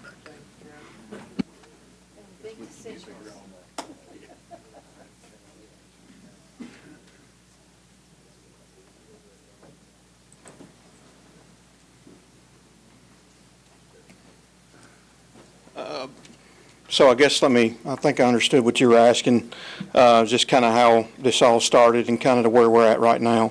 It's a less than ideal situation, but I think correct. Folks know how we got here, and we realize it's been a pretty responsible. Yes, so the decision that we made was to not compromise response times to anybody in any jurisdiction or any zone. The station that we were currently in, which used to be our administration building and our Station 2, was structurally unsound. We had some compromise with that. We brought it to the Public Safety Committee. They brought it before the board. We had some engineers come out from inside and outside that said we needed to vacate the building. So when that was done, we rallied the troops and started moving stuff out, putting it in storage sheds, basement at Station 1, and then we come up with the idea to not compromise response times. And gracious enough with Public Works was to build a makeshift 2-dorm room type facility at Public Works. Thank goodness for that, because we were looking at places to rent to put the apparatus and the staff in. I had some staff step up that built the living arrangements, and again, it is in the top of Public Works, but it's heated, it's cooled. There is a gate there on the weekends that is it opens and closes, of course. You know, we want that. It's secure property, because when we leave on the weekends, Public Works is not there, and they have lots of valuable equipment sitting around unattended. So that's why it's in a gated community. Typically, we would not do that. But obviously, with the way things are in the police world right now, we might want to start considering that. But Response times are not compromised, but they are still 9.5 minutes to the back of Mansker Farms, to Autumn Creek, to Fountain Brook, the two new subdivisions that are going off of Autumn Creek or Anderson Road. So that is concerning to us. I think it's concerning to these folks as well. And I think part of the process is we're trying to wrap our head around it with the county and looking ahead of what we can do to keep ambulances here housed in our facilities and let them help fund some of the stations that we're behind. We had a study come in that was free through MTAS, which is huge. And they come in and did our study and told us, and it's online on the city's website, our website, that says we're 3 stations behind. Currently, with the growth going out at Durham Farms, that's the biggest concern. We should have had one built in Mansker Farms, I'd say probably 5 or 6 years ago. So that's an area of concern as well. And then the last one right now sits at Cage's Bend because of Savannah and the growth that's going on out there. North of the bypass right now, we do not have a station. You take some kind of catastrophic event. There was a couple of years ago when some straight line winds came in that blew a lot of power poles down in the Saundersville Road area. Your whole community was without power for a few hours. Of course, we made adjustments. We don't advertise that, but we brought an engine company in and staged it in your neighborhood in case of an event. So we're very, very proactive. The board is very proactive. I keep them informed on what we're doing. We had to go the long way around to do that. So that's concerning to me as well if something like that was to happen. But everybody has to realize it takes money to do this type stuff. I mean, I wish I could donate money. I wish I had that kind of money to donate, but I do not. But we are behind stations, we're behind staff, but we're not compromising anybody's safety. We're doing the best we can with what we have, and we would never do that. My goal is to always maintain a level of service. Our ISO rating went down to a 3. Positive, yes, very positive. And like I said today, there was a new Channel 4 came out today to do an interview about the county stuff. And I'm not advocating for anything, so don't take me wrong. But with your ISO rating dropping, that's a savings to homeowners, insurance, and commercial owners, commercial business owners. Again, I'm not advocating for anything, but if there's a drop in that, if we keep pushing the way we're pushing, I'd like to see that go to a 2 or a 1, which is going to be more savings to folks. Who's to say that on down the road we couldn't look at possibly increasing the tax? Because you're going to counter that. So if you were paying out $25 this month and it went to 20 because of the ISO rating, and then we got it dropped again, and let's say the tax increase went to 10 cents, whatever that may be, again, I'm not advocating for that, that is going to help fund some of the stuff that we're behind. And it is a concern for public safety, not just us. I'll even throw a chip at the police department. We typically don't do that for each other, but I will. They're behind staff as well. And I mean, you guys have to realize we're growing every day, and the problems are growing every day, and we need it. The police department needs it, and again, how we do all this, that's what these folks are here for. I hope I explained that well for you. Thank you, and everybody else. Thank you. Mr. Sprouse, anything else? No, I appreciate it. Thank you, sir. Mr. Travis? Are you on? I believe you're on. Am I on? You're not on? I'm on. Thank you, Mayor. Can you hear me? Yes. Okay. I would like to thank the Hendersonville Police Department on behalf of Ward 1. We had a situation this week where a neighbor and a friend of mine, their house was broken into. They took some items and they stole a car.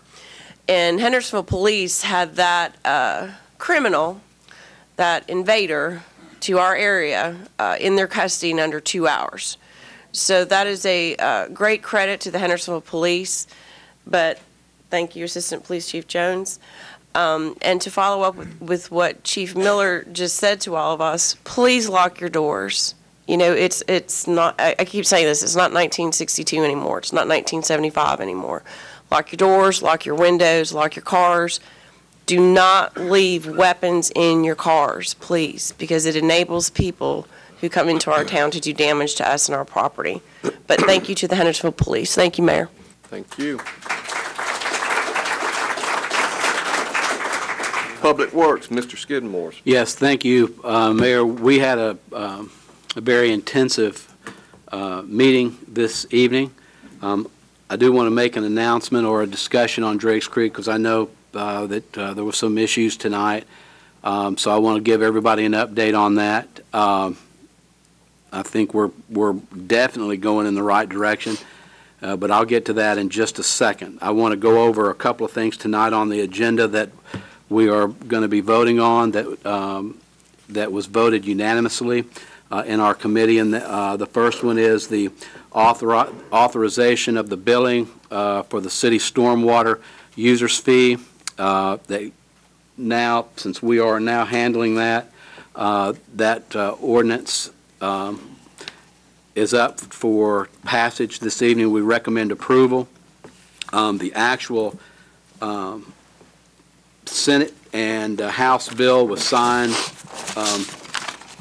back in May by the governor, and so we've got it now in our possession. So we're moving on with this project, and it's going to be, it's not going to, people expect, and I'm the same way. I'm one of those that I want things done right then, right there, right now. I learned a long time ago when you're dealing with government that it don't work that way.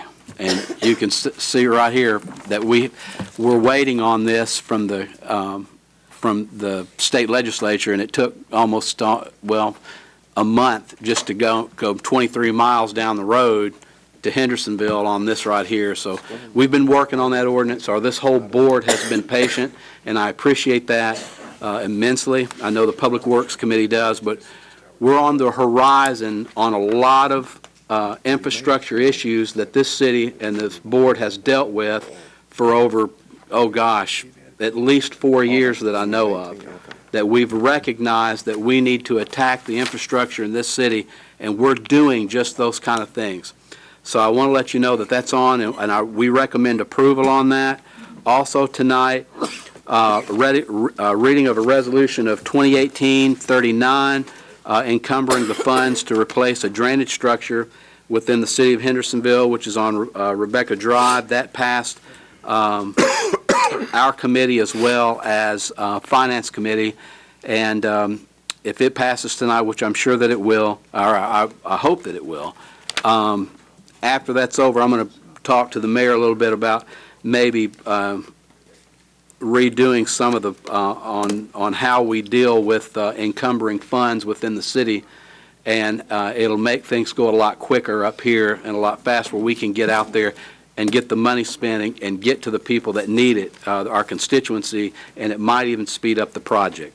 So I'll keep you up to date on that, and we'll do that. Thanks to Alderman Pat Campbell on that, because it's in his district, and he came and recognized the problem there on Rebecca, and we are taking care of it. Okay. Now, let me get my thing right here. Okay.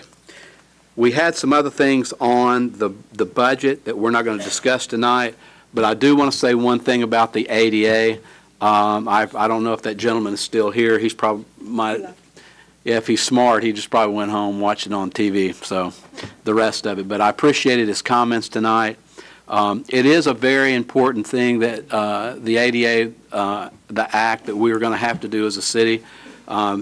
It came from the federal government in Washington, and it's something that we do need to do in our city, because our city needs to be for everyone, not only the ones that have, unfortunately, disabilities, but for everyone. That means us, kids, children, everybody. I mean, we're a family-oriented community, and so I look forward to talking about that, and maybe we can get something started on that, because it's $250,000 against our budget. But we're working on some things and we'll come back in our next meeting and try to get that situated. We've got the committee has to go to Millstone in the next couple of weeks to take a look at street acceptance out there, so I'll come back with a report on after we review the streets and make sure that they're properly done by city standards. And if there's a question, I would ask the alderman from that district over there drive by and just take a look at them, and that's all the streets in Millstone before we accept them. If you see something that's inadequate or something that you think that the developer has missed, please let our Public Works Department know, and we'll run out there and take a look and see what you missed, because that is so important when we take those streets over, because that's our last shot at the developer to make sure they've done something right or they've done something correctly on those streets. Now, let's get to Drake's Creek. Let me get we had a we were talking about it tonight, and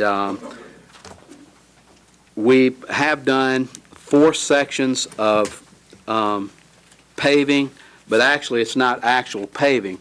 What we did too, it's called patchwork, which was true, and it was made tonight a question, but we did that just for, it's not going to be permanent. We did that because we were concerned about the safety of the road, and so, you know, it takes, even though we talked about our commitment to you 2 weeks ago, we cannot resolve or pave completely that road in 2 weeks. It's just impossible. So I want to let the people know, and the folks that live out there, we are living up to our word.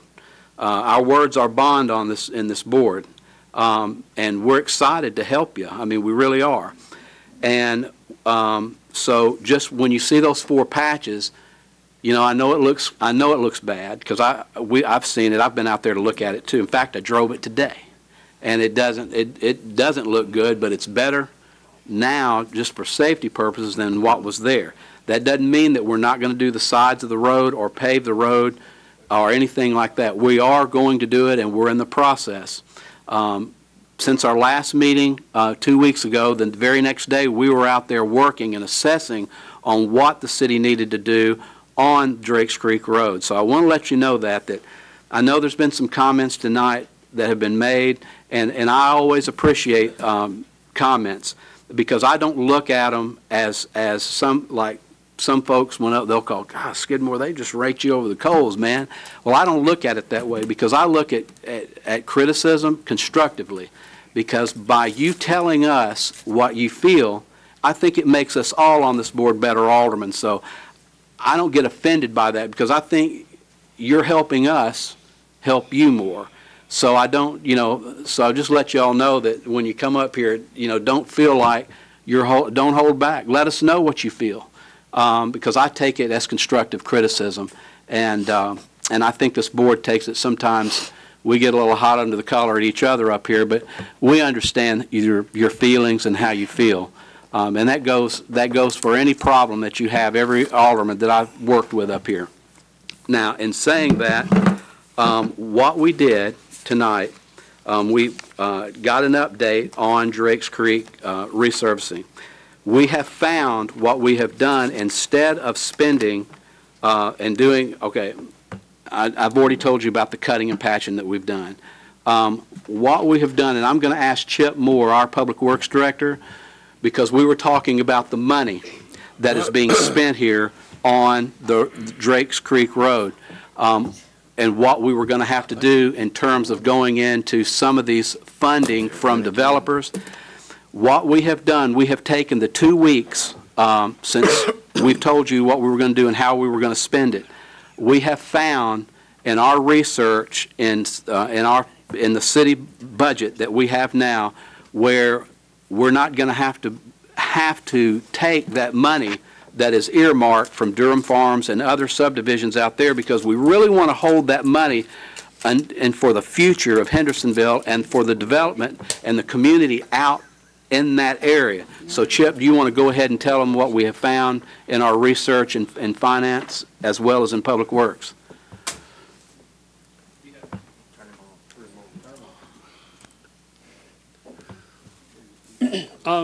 So we've known since winter Drakes Creek Road's falling apart. I had a crew put out I think in 1 month 6 tons of cold mix as temporary patching.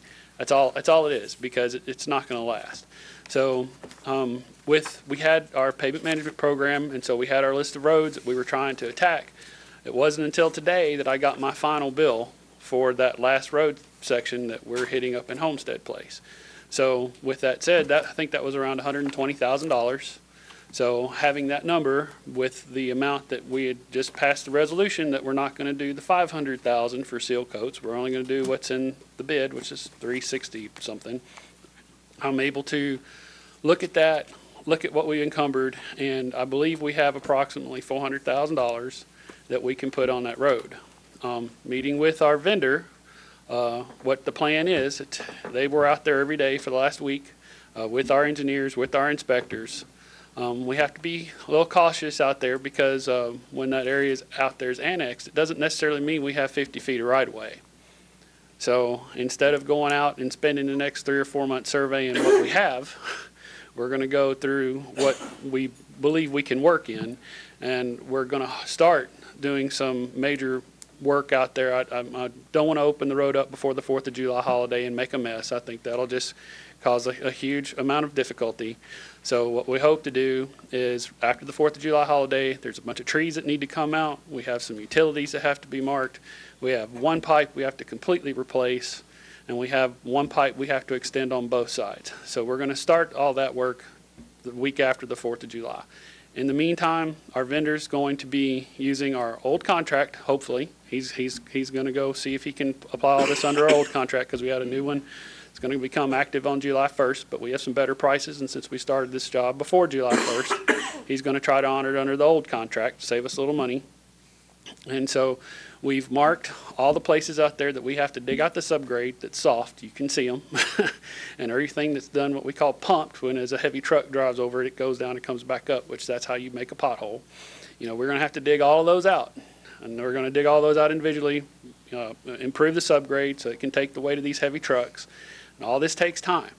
So you're going to have to bear with us because the Public Works Department doesn't have the crews. This is all going to have to be paid for out of our vendor, and we have to deal with his crews on his time, and he knows how important this is to us. So he says he's going to come out here, and we're hopefully going to have most of the first part of this project done by the end of August. We want to have that done because school, we really want to get it done. We will not have a final surface on it by that time. It will be what's called a leveling course. It will be smoother. It will be striped.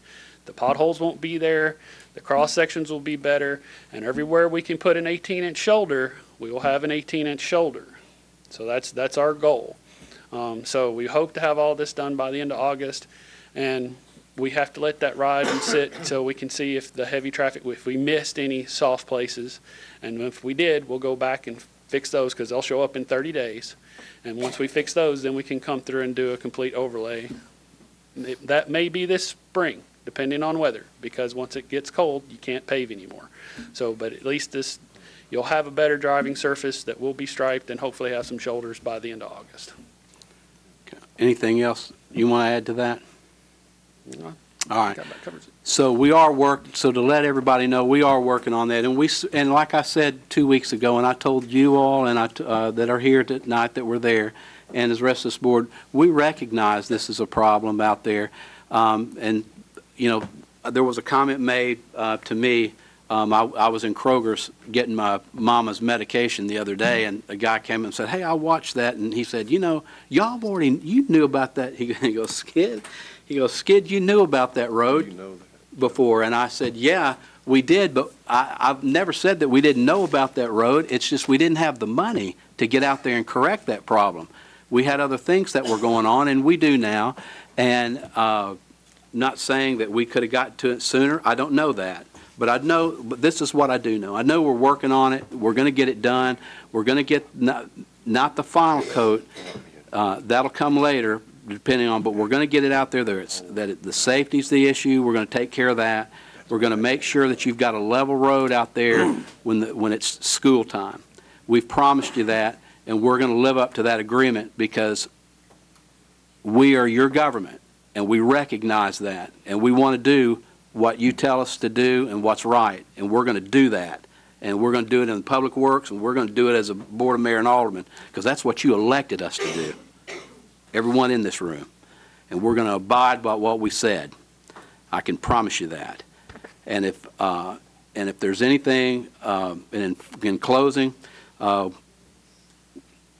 we've talked to, and that was about all that we talked about. We were just elated about the money because that money, I'm telling you, in the long run, dealing with those subdivisions out there, we're going to be glad we didn't spend that money right now. Because if we've got the money here to do it, that money right there can be used for the future out there. And that's what my concern is, the future of Hendersonville and where it's going. The last thing I do want to say is we talked about, right now we're doing a seal code update in the city of Hendersonville, and due to lack of time tonight, I'll put that on and we'll talk about it in 2 weeks. Chip, I appreciate your work. I appreciate this board's work on what we're doing. So we are working. And the last thing I want to say is I may not always agree with what people say or they come up, but I'll always defend your right to say it, because that's what this country is all about. And thank you. And if there's any other questions from the board, I'll entertain them at this point. Yes, sir. I believe that Alderman Waters. So. Hang on, Jim. Okay. I'm on. Chip, you want to come back up to the podium? First, let me say thank you for coming out tonight. I know we have got a good crowd, but I'm proud of Durham Farms. I'm proud of Autumn Creek coming out. You're making me proud because I live right up the road from you. Chip, I've got some questions, and I know my elevator don't go all the way to the top floor, but bear with me. You gave us a figure of $400 just a minute ago, right? Yes, sir. $400,000. Not $400. I wish it was $400. Did I say 400? Yes. I'm sorry. You know what I meant, don't you? Okay. Yes, sir. Please continue. All right, I'm looking at a printout from yesterday. It says the total between Durham Farms and Fountain Brook is $229,695. Is that included in this $400,000? No, sir. Why not? The $400,000 is the money I have left in one of my paving funds. Those two line items, the Durham Farms money, is in its own fund.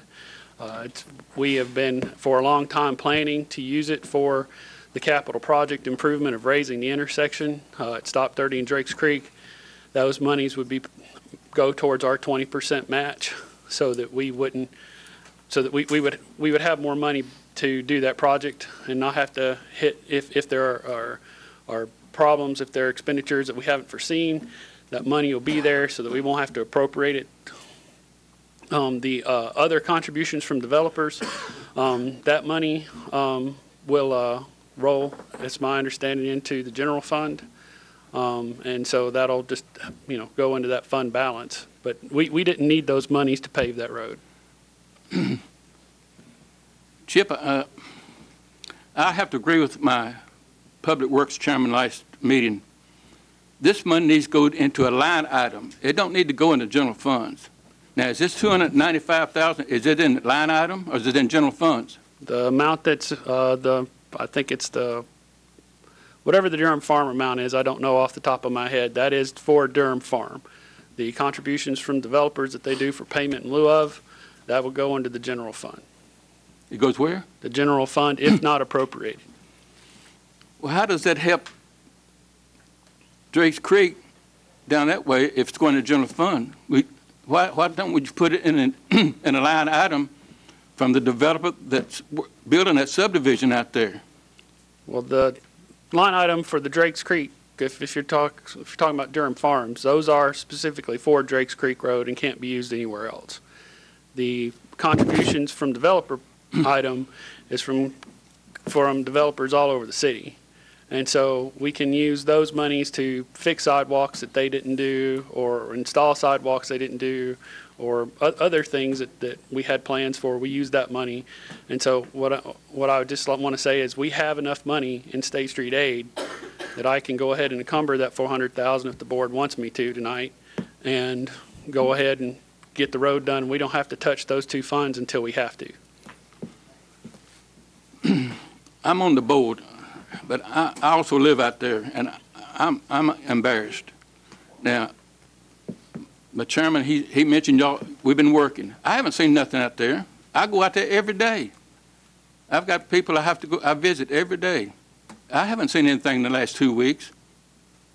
Let me read you something. I was in a meeting with Durham Farms developers last week for 3 hours. Now, we know this is a new developer. It's not the one that started back in 2013, okay? But I'm going to read you. The developer has agreed to the same level of monetary contributions for improvements to Drakes Creek Road as were agreed by the original developer, okay? Here's his, it's $250 for every flat, $900 paid every time they build a pull a permit, right? Yes, sir. How much have we got there from Durham Farms right now? I believe it was somewhere over 400,000 that they have put in. We appropriated about 290 a couple years back to fix the S-curve. And so I think there's maybe on the order of 130 left, 140 maybe. 140,000? Maybe. I don't know the exact number, but it's in that range. Well, is that in with this 400,000? Is that separate? That's separate. I don't need it. You do need it. No, sir. I will be able to do everything I said for the 400,000. You're going to do the paving at Drakes Creek. How far? Give us an idea of how far. It'll be all the way from. We're going to do the major improvements that start about 600 feet north of Stop 30 in Drakes Creek, because all that section is going to be tore up in 18 months. So I don't want to spend a lot of money on it. And then from 600, there's a graveyard, there's a cemetery on the right. That's where that project's going to end. And from that point all the way to Durham Farm, we're going to try to put an 18-inch shoulder, 11-foot lanes. They may be 10 and a half. And we're going to, try to get everything leveled and striped and get rid of all the potholes. What are we going to do next week? Are we going to start paving? No, we won't start until after the 4th of July. Oh, got to wait after 4th. Okay. Well, as a citizen out there and on this board too, I'm between a rock and a hard place, and I think the chairman mentioned earlier, it gets kind of hot under my collar. It does, and I don't mind telling you, I'm not happy. I'm embarrassed because I talk to these people every day just about. So you gonna promise us we're gonna get some work done? Oh yes, sir. Starting when? I'm hoping after the 4th of July, that following week, we'll start tearing out trees, putting in pipes, and start fixing. Did y'all hear him? Yep. Okay. Thank you, Chip.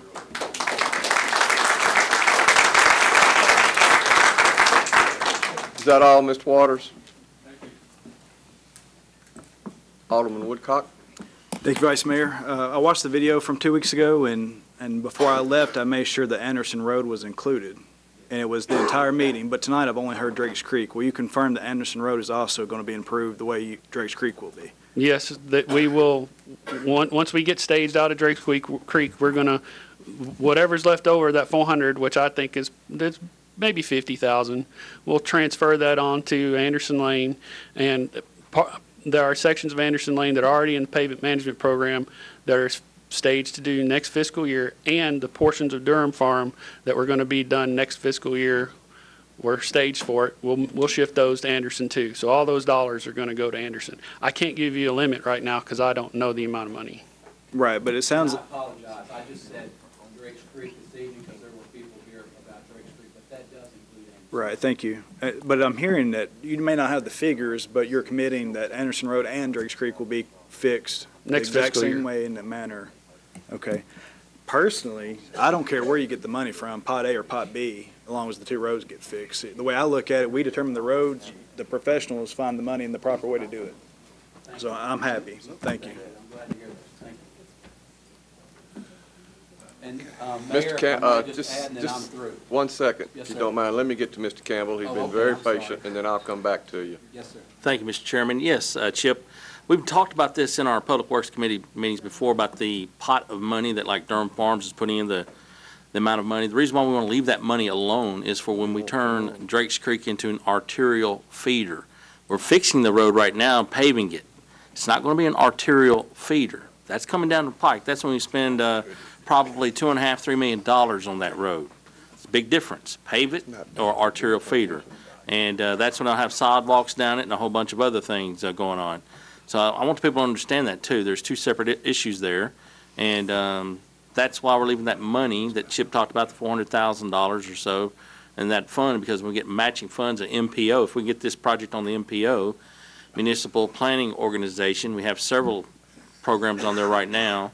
And when we do that, it's usually an 80-20 split. The state pays 80, we pay 20, but that usually takes anywhere from 5 to 10 years to get approved once you get it on that plan. So I've asked the mayor to try to speed that process up, get some more roads added to that list, because we're going to just continuously step up with a capital projects pool of money or funding source to start, because they don't all come to at one time. They're stretched out over years. Year after year, we'll just have to keep adding to that, and that's the way we need to approach that. But I just wanted to let everyone know that's why we have that one fund there from Durham Farms to go toward the arterial repair of that road. It'll be a major undertaking when that happens to that road. It won't be just a 4-week program and we're out there fixing it. It'll be a year or longer. Thank you. Thank you. Okay, thank you. And just, yeah, and just, good job.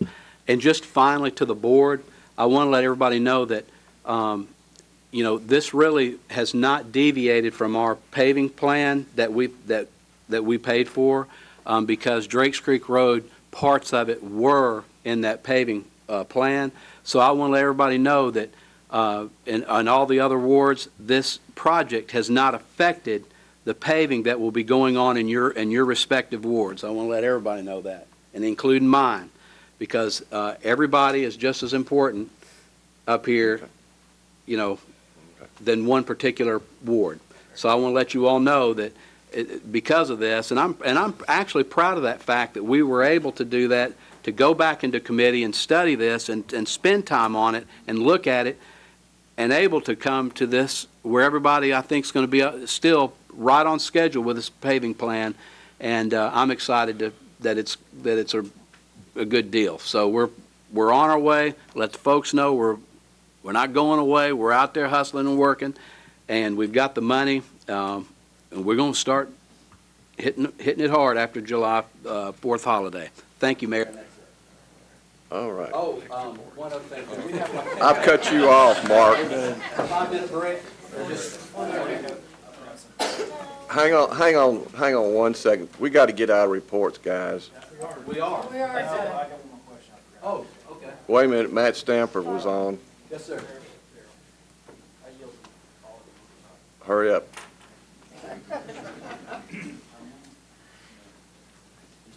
We all drawing straws down there, somebody talk. So what vote needs to take place to finalize this? Well, I already have the funds encumbered, but if the board wants to just tell me, you know. That's why I want to make sure, like, tonight we're done, we make final action. I don't think it's necessary. Okay. Okay, I just want to make sure that. I don't want to wait another 2 weeks for another meeting. Thank you. I think we're ready to roll. And see, that was one of the things I wanted to say about that, because it sped up the process. If we would have had to do the 2 ordinances, it'd have been another month. And so now we can encumber that, and we can roll. I don't want to do this. And roll. So 5-minute break? Hang on. I'm in the queue. Oh, yes, sir. Sorry.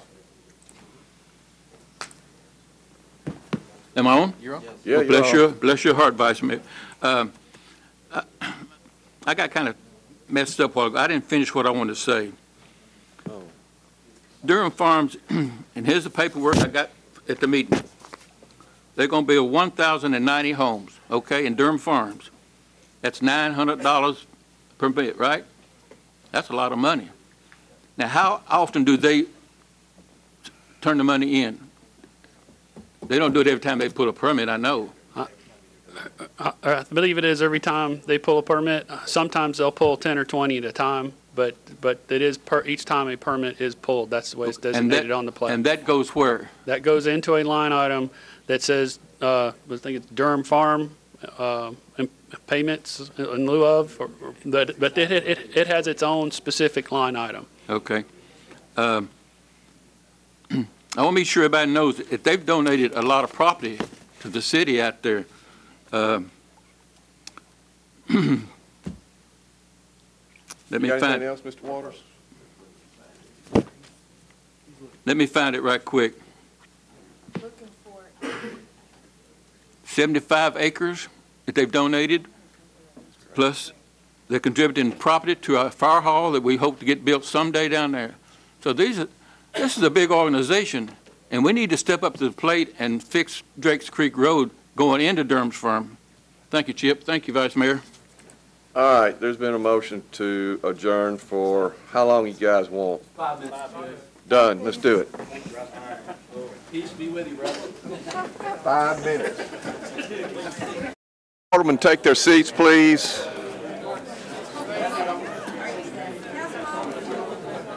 Mr. Brown, we need you up here, please.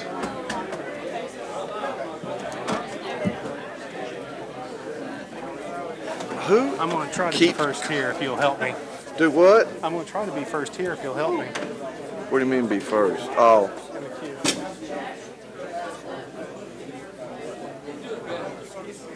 We don't need to do all this grouping and crap he wants to do. That's just going to argue about that. About what? And he looked to group all those.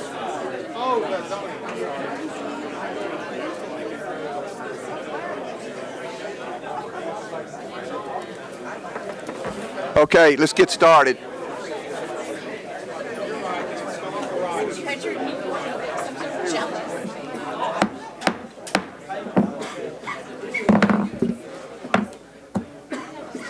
I couldn't read what you were sending me.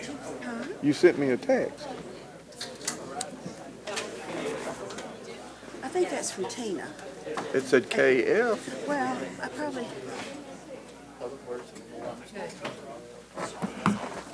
Okay, here we go. One more report, dear committee. Oliver Berry. Dear committee, Oliver Berry. You're not going to do capital?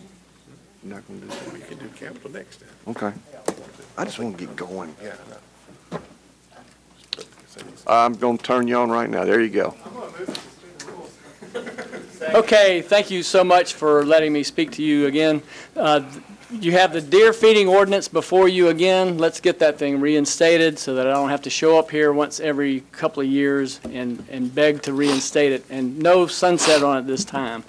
We have the USDA, wildlife biologist for the state of Tennessee, has recommended that we have a deer feeding ordinance and that we have an education program in our city to deal with our overpopulation of deer.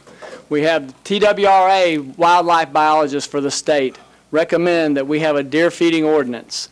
The Deer Committee recommends that we have a deer feeding ordinance.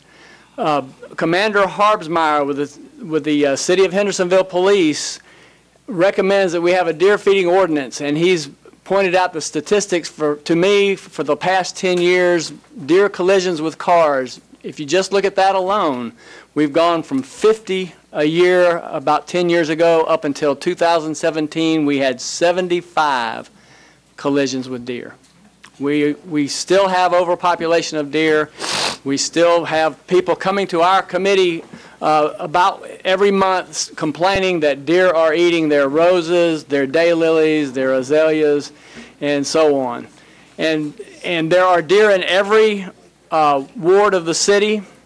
The flyover did prove that for us.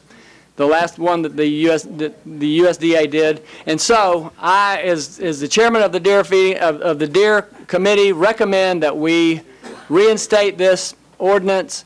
Fine them as high as we can possibly do it. I think $50 is as much as the law allows, but let's do that. Let's reinstate it. Let's get this deer problem under control. Any questions? Thank you. Thank you. Yes. If he ever turns me on. We got a question. No, I just wanted to thank you, Oliver. Back when we first established this deer committee, you stepped up from the very beginning and have put a lot of hours, and we don't compensate our deer committee, but I just want to thank you for your service to the city. And there is 2 readings on this, so you maybe have to be back on the second reading. But I just want to thank you for all your hard work.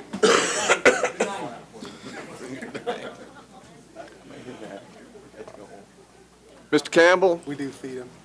I notice you're not, Capital Projects is not on here. Do you have a report to give? No, sir, I didn't. No report this evening, sir. Thank you. All right, sir.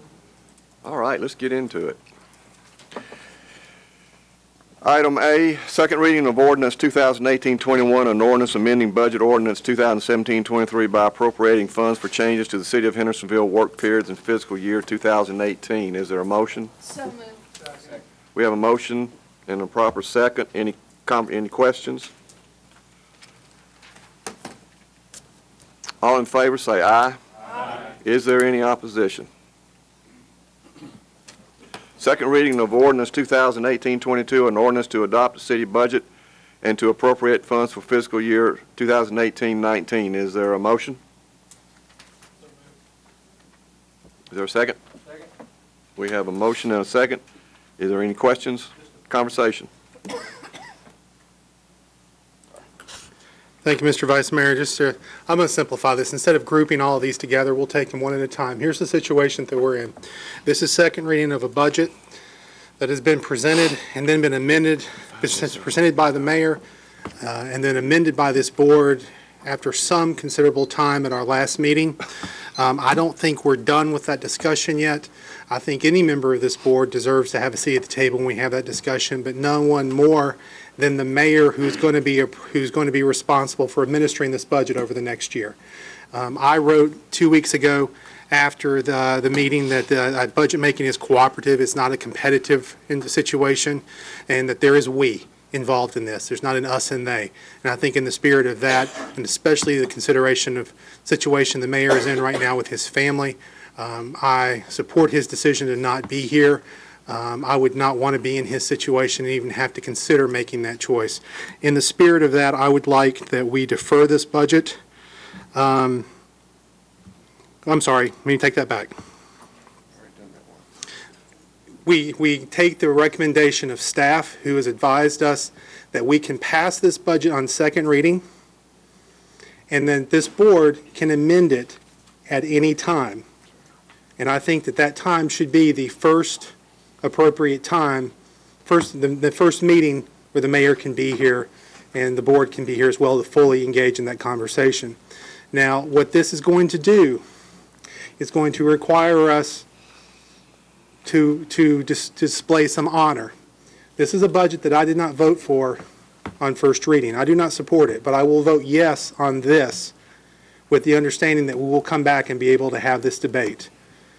And I hope that in doing this, that we respect the honor of the decision and the community respects the honor of the decision, recognizes what we're doing, and that we have full intention of coming back and revisiting this at a more appropriate time. This is only so the city can meet financial obligations that we have that will occur before this board meets again. And so I would ask that we just go ahead, and if it's okay, I'm just going to go ahead and call the question on this one. Would you mind holding off on that? I'd like for the city attorney to explain. That would be great, thank you. If you don't mind. I do not mind a bit.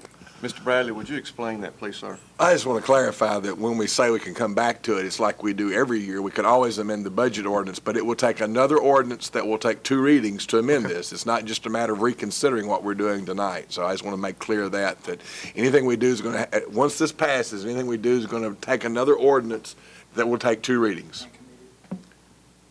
Sir?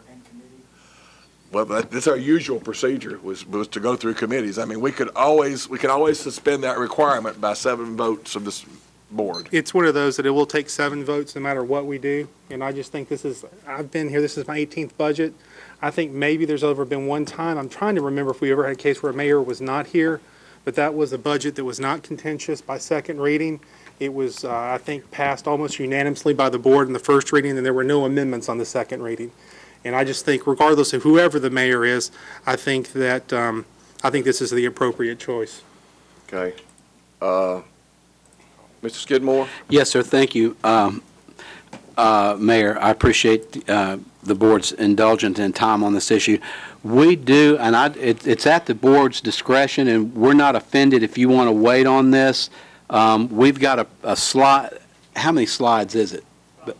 It's about 5 minutes, and it's at the board's discretion about the American Disabilities Act on why we have to do what we do. We can wait on that if you want to tonight, or we can address it tonight.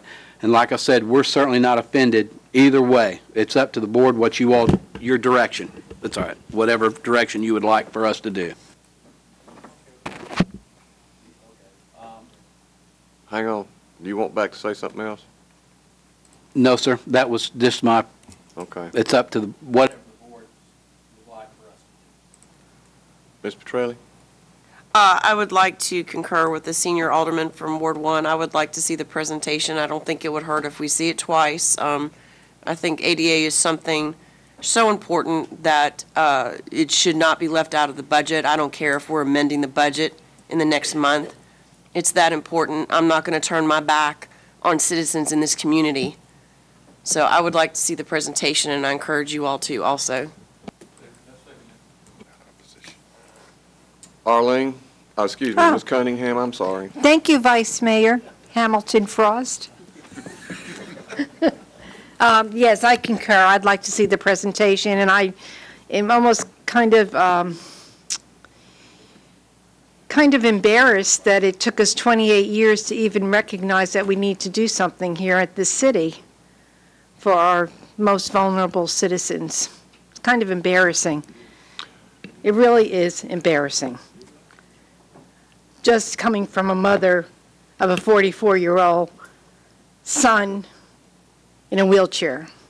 It's very disheartening and embarrassing. Thank you. Without any opposition from the board, would we indulge to see the video? Mr. Moore? Well, thank you. I will say this completely came from TDOT's. It was about 48 slides, so I've tried to pare it down to what we can, reasonably get through pretty quick. Some thoughts that we might not have done. We might have not have done everything that's required as per ADA yet. The city has moved forward in several of its subdivision regs, and keeping up with, anything that's submitted has to be approved through current ADA statutes. This building, when it was first made as a medical facility, it meets several of the ADA requirements. Maybe not everything, but it does meet a lot. So as far as current new buildings that come in, we do that. There are also other things that we have in place. So we're not starting from scratch. I just want to say that. But we do have a ways to go. So one of the questions was, why are we all of a sudden hearing about this? Well, the federal government, I guess, saw how cities were moving forward with this, and it wasn't really meeting the speed at which they wanted to have these things accomplished. So they decided they would actively have the Department of Justice now go out and actively seek cities that are not compliant. And so they can start withholding, as it says, federal grants, federal funding, which then a lot of the stuff we get, even though we say it comes from the state, it actually comes from the feds. So they're just kind of handling the money. So when I mentioned the MPO funding could go away, or other grants that say we have to be ADA compliant, if we're not compliant, we might as well not even apply for the grant. So here's some key dates that people had asked about. So 2016, we were supposed to have a ADA coordinator grievance procedure. I think we have a grievance procedure. So, but we don't really have a person designated for 50% of their time to be dedicated to that, and there's no current staff member I know of that has that time. So you will probably need a person. The official letter outlining it, I don't know that that's been done. September of 18, submit a self-certification form. We might have time to do that. But December of 19, we have to submit completed, and it would be approved transition plans. And your approval can take 90 days, sometimes more. So we really want to get ahead of this ball, because it's not really December. We're talking August. Really, we'd like to submit something in July, as if there have to be any amendments, then we can fix it to what they want and get it resubmitted and be good to go. So again, this all falls what's under Title II. We must ensure that individuals are not excluded. So that's pretty simple. You don't want folks, in traffic. So our steps are, one, we have to have an ADA coordinator. Talking with other folks, that person has typically been put under the department that's over infrastructure and buildings, and so that falls to Public Works. You have allowed us to get a traffic engineer. Our traffic engineer and our city engineer have both been through a TDOT program about ADA compliance, so that would be a position I would recommend being what we haven't got a job description for, but a level 2 staff engineer, would be a PE to take up this and run with it. So gather where you are. Like I said, we have things. We just don't really have everything in a book. That says where we're at. So with that, that's what the 250 would probably start at. Help us gather what we have, start developing our self-evaluation transition plan, and then the final transition plan. Just real quick so that you can kind of see what sample data is, we have to produce maps. Okay, so signalized intersections, these are, luckily with GPS and GIS and all that stuff, these aren't hugely time consuming anymore. We know where we have traffic signals. But at those intersections, you typically have crosswalks and you have to make sure everything's ADA compliant, which is probably going to make some developers scream in the near future because intersections are going to have to be even bigger. So sidewalk corridors, y'all know where we have those. Where we did some stuff around some of the schools. So we've had some active sidewalk corridors.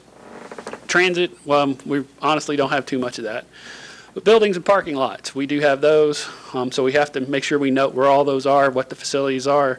There's a lot of information that goes with those. Extensive photos is what we have to have.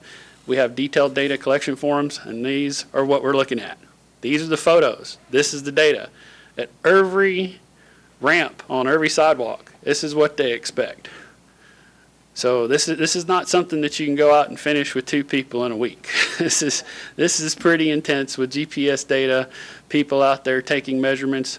In buildings, they're going to measure the height of every doorknob, every railing. They're going to measure the slope of every ramp. So they're going to measure the width of every door. I mean, we're going to have that data, all of it, in a book, and that's part of the transition plan.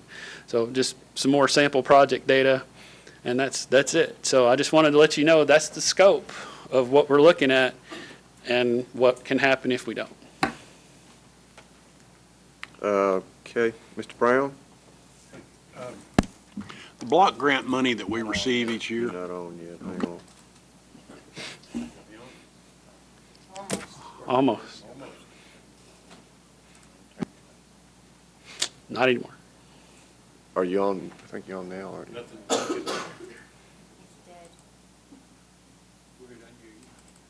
All right, here we go.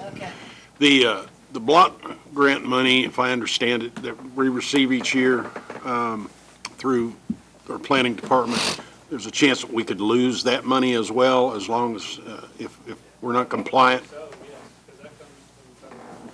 Yeah. So any federal government money that comes to us, or any block grants, or any money that would come through TDOT, we're in jeopardize a little bit if we don't get compliance here. Okay, thank you. Anyone else? Ms. Petrelli? Thank you, Mayor. Yeah, it's not just federal funding. You know, we could be the subject of a lawsuit. Metro's been sued. Several cities have been sued. I believe Jackson has been sued. And there's really no point in going down that road. I mean, we are right on the threshold. We just need to remain proactive. To me, again, this is not only a mandate, but this is something that we need to do for our community. Everybody in our community needs to have accessibility. Anyway, I do believe that it is so important. I don't think that we should wait to amend the budget in 2 weeks. I think it needs to go into the budget tonight. Thank you. Mr. Campbell? I would agree with Alderman, thank you, Mr. Chairman. I would agree with Alderman Petrelli, or the junior alderman from Ward 1, regarding putting into the budget tonight. I have issue with the $250 amount, $250,000 amount. I think it's going to be more than that when it's all said and done. The city of Gallatin just finished theirs, just the study, and it was $450,000. They go to every facility the city owns, every building, every ballpark, every walking trail.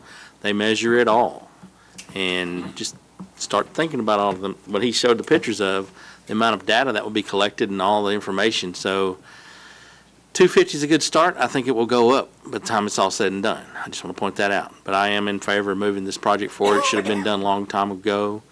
And, you know, I've sat here now, I've learned how the process works. And I just get it, you know, just put off to tomorrow when we can. Just keep putting it off. And finally we have to scream and say, okay, we got to do it now. So here we are. Thank you, Mr. Chairman. Mr. Stamper?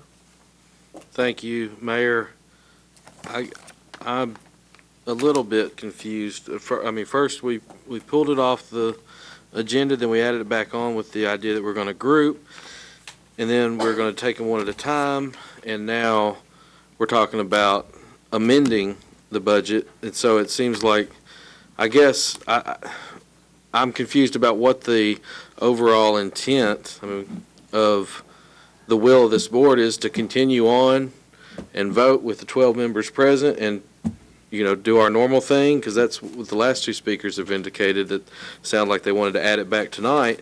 And so I guess I'm not sure, what the plan is for this board tonight. And, so I'm just kind of confused. So, as the motion was made, and the second that I gave was to approve of the second reading of the ordinance, the city budget, which obviously I have some major issues. I also voted no on first reading. So, if that's our intent, to go ahead and set this budget tonight, then we need to do this budget tonight. But if we're going to do it in the spirit of the original intent that the senior alderman from Ward 2 did, then we need to just either vote it with no amendments, or we just treat it like a regular meeting. I guess it'll show by, if somebody makes an amendment to this, which way we're going. And I'm certainly not prepared to do that. Thank you. Mr. Sprouse? Mr. Stamper, I agree. It's a little confusing we first took it off the agenda based upon the first advice of staff. There was some additional information that came after that, so we put it back on. I agree completely that this can be a little confusing, but the spirit is there, and this is something that's atypical. I can't really be a mind reader, can't be a heart reader, but here's what I'm going to try to figure out in this one particular issue. This was not in the mayor's budget that was presented to us. It was not in any amendments or were recommended by committee, I think in large part because perhaps the information just wasn't there. That's what I'm going to assume, that the mayor did not put this in his budget because he did not understand the full ramifications of it not being in the budget.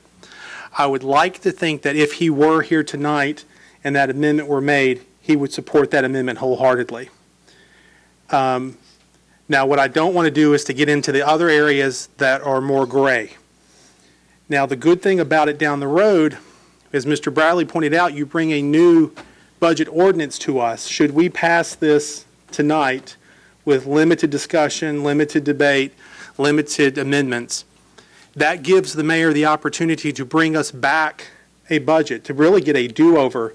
So issues like the ADA and the firefighter ladder safety testing and so many of the other things that were in the budget that we were surprised weren't in the budget, there's another opportunity for him to put those in. There's also another opportunity for him to take the recommendations of all of the standing committees and the hours of work that they did. So what I'm going to do in the spirit of, again, just to be accommodating to the board in thinking that this is something I hope was left out of the budget, not for lack of care, but for lack of information, I'm going to make the amendment, offer the amendment, that we add this. And this one only, because I think it is a black and white issue. It is doing the right thing, but it's also doing the right thing that has a federal mandate behind it. So I offer that amendment. I'll second that. We have a motion and a proper second. Any further discussion for the amendment? All in? 250,000, right? Yes, ma'am. Any questions? Oh, excuse me. And Ms. Cunningham, too. Ms. Cunningham was first. You wish to speak before we vote? Yeah, I just wanted to say not only it's a federal mandate, folks, this is the right thing to do. This is just the right thing to do. And if somebody doesn't recognize that, then they have a problem.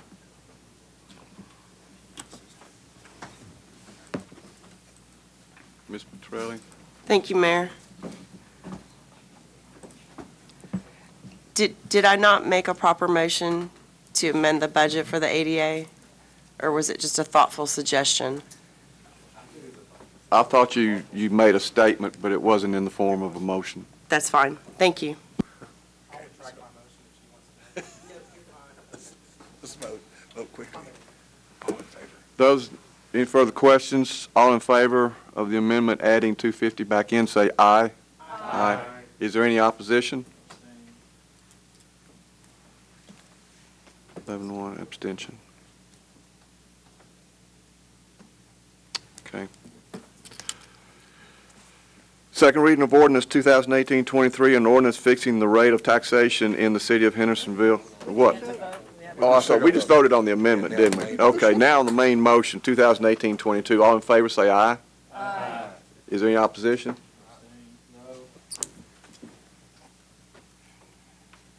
10, 1, and 1. No. Stampers, no. Woodcock abstained. Yeah. Okay. Now we go to 1823. Fixing the taxation rate in the city of Hendersonville. Is there a motion? We have a motion and a second. Any discussion? All in favor say aye. Aye. Is there any opposition? No. 10, 1, and 1.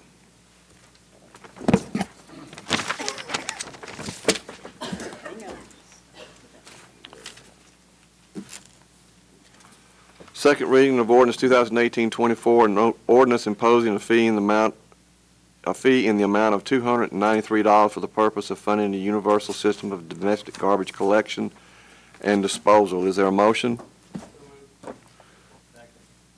We have a motion and a second. Any discussion? All in favor say aye. Aye. Is there any opposition? 11-1. First reading of ordinance 2018-8, an ordinance amending the Hendersonville Municipal Code, Title 10, Animal Control. Is there a motion? So moved. Second. We have a motion and a second. Any discussion? Oh, I'm sorry, Mr. Brown. You got it. There we go. This was a ordinance that we had on the books temporarily for 18 months and expired last December. The reason it's coming back is simply because of what Mr. Berry said a while ago. The United States Department of Agriculture recommends that we have a non-deer feeding program ordinance in the city. And what that means, basically, it's illegal to feed deer. You can't put corn in your yard, you can't put hay in your yard, you can't put deer food in your yard. I know they're going to eat your hostas and your roses, but they can consider that natural food. So that being said, the gist of this ordinance is there to protect the animal more than it is really protect the human. The legislation is designed to protect, preserve, and promote the health and safety and welfare of the citizens of this community through the prohibition of an intentional feeding of deer within the city limits as part of a comprehensive strategy to eliminate negative impacts. And that's the important piece of that whole block. Strategy to eliminate negative impacts experienced as a result of increasing deer population in the city. I have a picture here if anybody wants to see it. I showed Mr. Berry a while ago of standing in my driveway of a picture of a 50-pound bag of corn that was put out with 11 deer standing around it. They look like they're feeding at a trough. It's a pretty picture, but it's very unhealthy for the animal. All those animals also come out of the creek from behind my house, cross my yard, go down and cross the creek again into the gentleman's yard to feed every day. Does it bother me? Not particularly, but it is against the law, or it should be against the law according to this ordinance. But it's not healthy for the animal. So if that congregation decides it wants to come across Anderson Lane from the water tower and go to this gentleman's house, then every day about 4:30 or 5 o'clock you can see the deer start coming in and crossing the road. One of you may hit that deer. So what we want to do is just put this in place. If you have a neighbor or someone who's feeding deer, then please ask them not to do that. The educational piece, I believe, will probably be some information that is given to those people if someone so chooses to ask that information to be given to them, if you can get the gist of that comment. So I think it's very important that we put this back on the books and have this piece in as our law. So there you go. Thank you. Thank you, sir. We did get a motion in a second, didn't we? Okay. First reading of 2018-8. All in favor, say aye. Aye. Any opposition? No. 11-1. First reading of ordinance 2018-25, an ordinance rezoning Southview Professional Plaza located on the west side of Saundersville Road north of Windcrest Way and approving a preliminary master development plan to govern the development of said property. Is there a motion? Who made the motion? And who seconded? Okay. We have a motion and a proper second. Any discussion?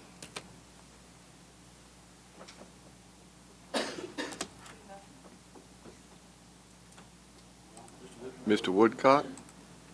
Thank you. Could the plan director come to the podium? There's been some debate on what actually can be built on the property with the current zoning. Can you describe the homes and the amount that can be built based on current zoning and the process that they will be approved? There we go. The current zoning on that piece of property is SR1, and that's just a basic single-family development that could be there. On that particular lot, it just depends on how you might configure it, but you could get probably 11, maybe, depending on how you put them, maybe 12 homes that could be placed on there where you wouldn't have any new streets. It would just be accessed off of Tamaris Way and Windcrest and Saundersville is how the homes would be.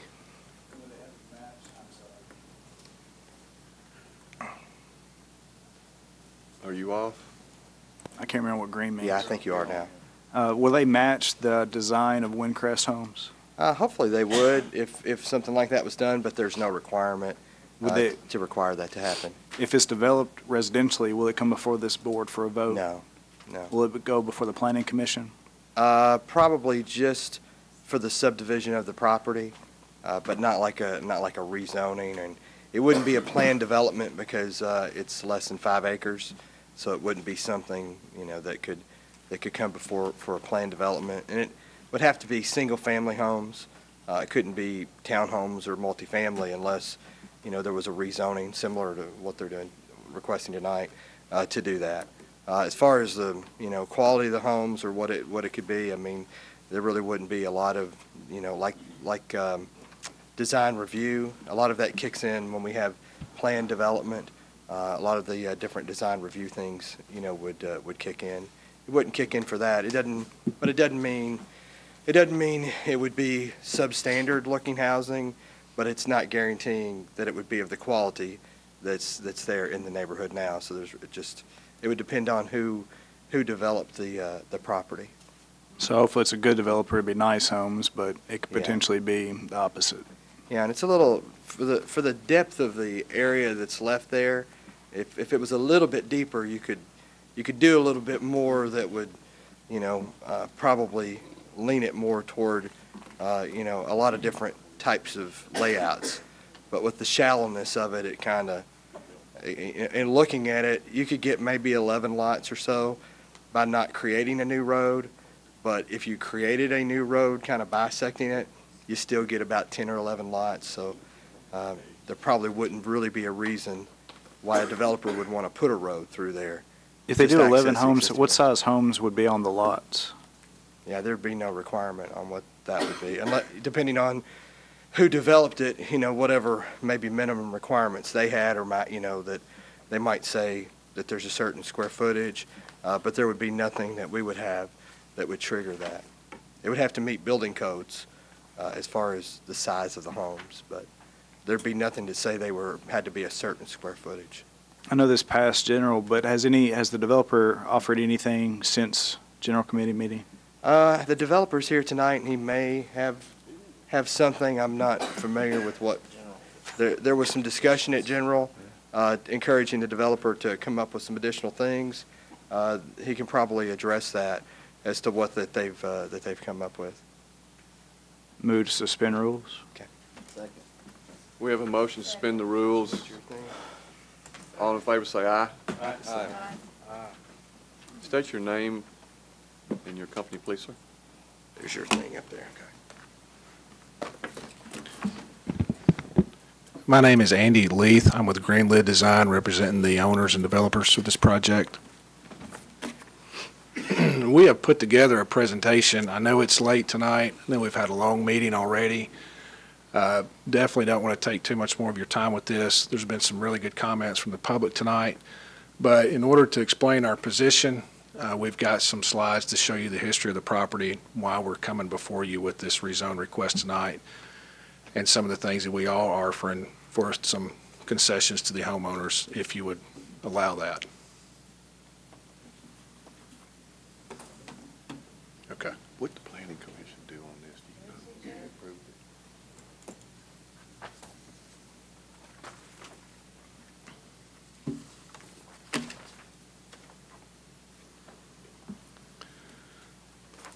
it? So most everyone in here is familiar with the property. This mouse is very sensitive.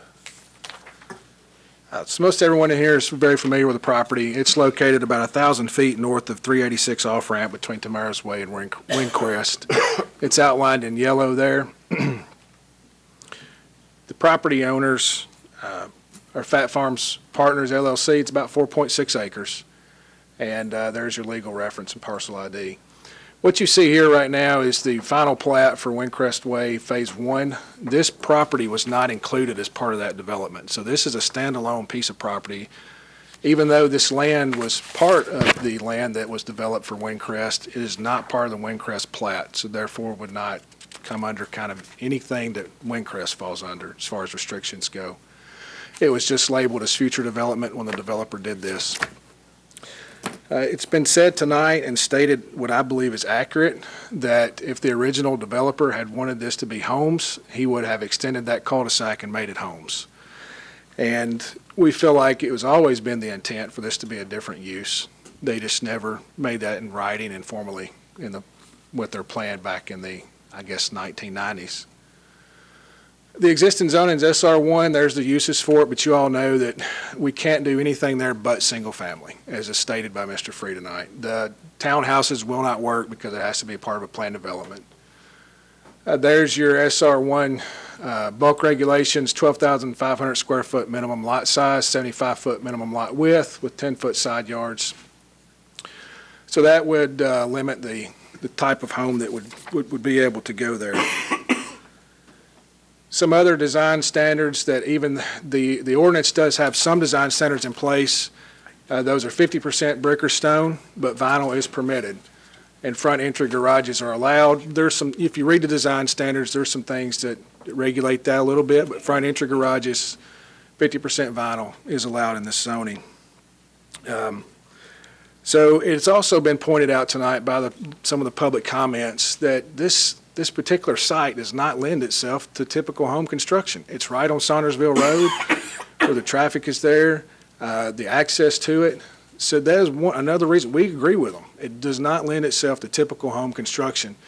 We do not feel like that we could go in and build the same type of house that is in Windcrest. So this is a lot layout. Tamara's Way here, Windcrest Way here, Saundersville. This is 12 lots that we could do. And maybe if the Planning Commission didn't like this lot, we could just take these lines straight to the back, relocate the sewer. So we could get 12 lots there. To answer some of the questions that have been asked tonight by Alderman Woodcock, this property was purchased at an amount that I'm not aware of. It's none of my business. But in order to make this project marketable and profitable for the owner and developer, it would not be probably a product that the community would be satisfied with. It would have to be something that would be gravitating and geared more toward rental property so that they could recoup their investment over the life cycle of the project. But we can get 12 units there. So the developers don't want to do that. They don't want the gateway to Saundersville Road to be rental property.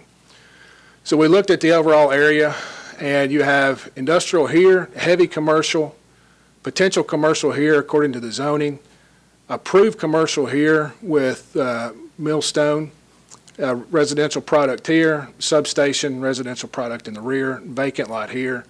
This slide also is not part of Windcrest subdivision. This is the approved PUD for Millstone. You see these, this is mini storage here. Let me orient you. Look, this is Tomorrow's Way down here. This is the development that we're proposing. So directly across the road from our project, you have retail and restaurant, more retail, some office space, and then this is mini storage in the rear. So the neighbors in the area are already going to see retail and restaurants, and quite a bit of it. This is approved uses in the Millstone PUD, and there are a lot of them, and I'm sure Mr. Free would fill you in on what a lot of them are if you need to know. Some of them are convenience, retail, sales and services, equipment repair, financial consulting, office type things, full service restaurants, general business and communication, general professional services, heavy retail, group care facilities. Those are uses approved for the Millstone PUD right now. This is the architecture, which lends itself to more modern day strip mall type architecture that will be right across the street from this development. This will what you will see driving down Saundersville to your right. What we're asking for, even though it's a commercial zone, we're asking for an office use. So there are 26, and you can read through the uses there. I won't bore you with that. There are 26 plus or minus uses, or plus uses with conditionals for the office. We're asking for 6. Those are office, retail goods establishment, financial institution, general business, personal services, restaurant, full service. Now, 2 of these uses are garnering most of the attention, being the retail goods establishment and the restaurant, full service, and carry out. Those are limited by your zoning ordinance. So here's the special restrictions on those 2 uses. They can only be limited to 15% of the development. Now, that could, depending on how this is phased out, could either be 1,125 square feet of restaurant or retail, or maximum 4,500 square feet. Not a whole lot. The restaurant, for lack of better terminology, can't sell beer or alcohol, which limits you, and it has to be closed from 9 p.m. to 6 a.m., which limits you yet again. We are completely fine with that because we're not looking for a restaurant to stand alone. We're looking for a restaurant/retail that would complement the offices and office spaces that would be utilized there. This is your bulk regulations for the offices. The only difference here, the 45-foot height is governed by the adjacent residential, which would take that to a minimum 35-foot or maximum 35-foot height. This is our architecture. So you'll notice the difference in our architecture versus the Millstone is that this lends itself to look a little more residential. Now, obviously, it's not residential, but more residential looking than the product in Millstone. It was been brought up tonight about the buffer yard. So there you see the buffer yard that we went back, Alderman Woodcock and had designed. And as part of the Planning Commission approval, it does have to be implemented with the first building site. This buffer yard you see there has a mixture of over 120 trees that are over 7 foot tall and 45 plus trees that will be anywhere from 14 to 16 foot tall.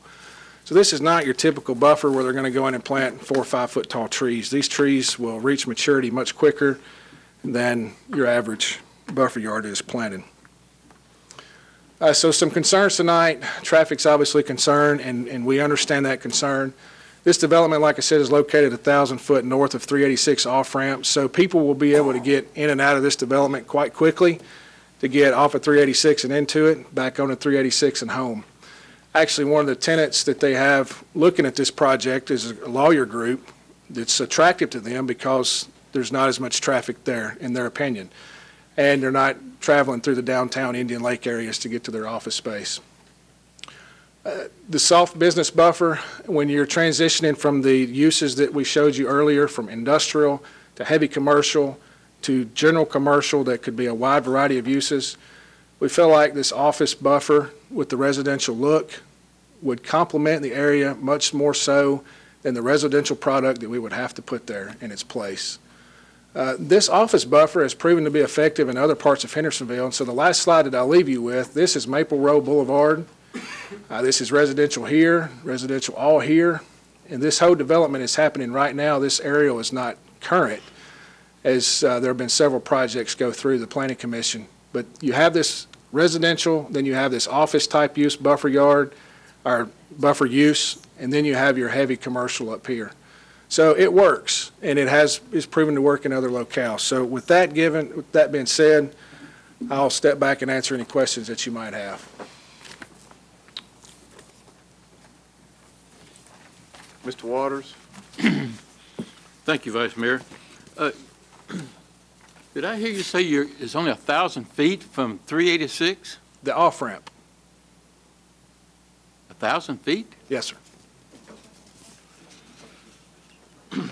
I've been out there twice now. I'm not doubting you, don't get me wrong. You got 4.7 acres, right? That's correct, yes, sir. And if I'm reading the staff report correctly, the property owner could subdivide the 4 acres up to 13 single homes. Am I reading it right? Well, let me ask Keith. Keith, do you mind stepping up there? Am I reading that correctly? Yeah, it's when you look at it just from the raw numbers of how many units for the acreage, but then when you calculate or actually draw it out, it's really more like 10 to 12 units of 12 single homes family. in 4 acres? Yeah, 4.7 acres. So that's about 10 to 12 is realistically what you could get. When you look at the zoning ordinance, it limits it to a certain amount per acre, and that's what comes up to roughly 13. But you can't really, I don't think you can fit 13. Well, you can't fit 13 on there. 10 to 12. Have you got your staff report there handy? Yeah. Explain number 3 to me, would you?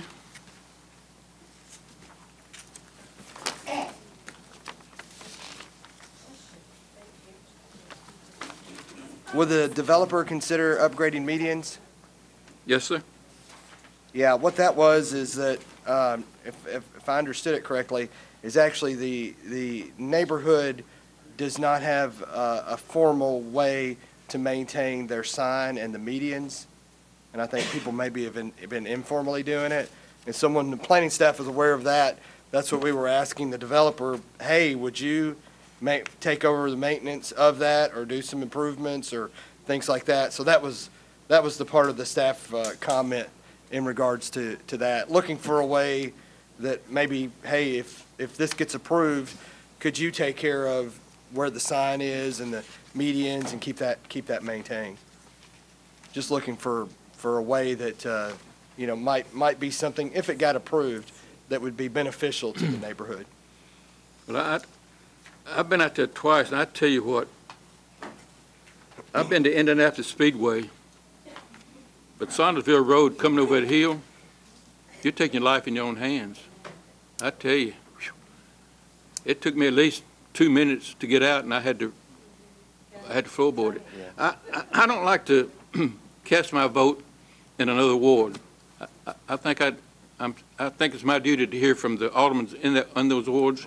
So I'm just going to yield and to them and see what they have to say. Thank you, Alderman. Thank you. Thank you, Vice Mayor. You're welcome. Mr. Sprouse? Thank you. Wait a minute. Let me get you. Can I get? Well.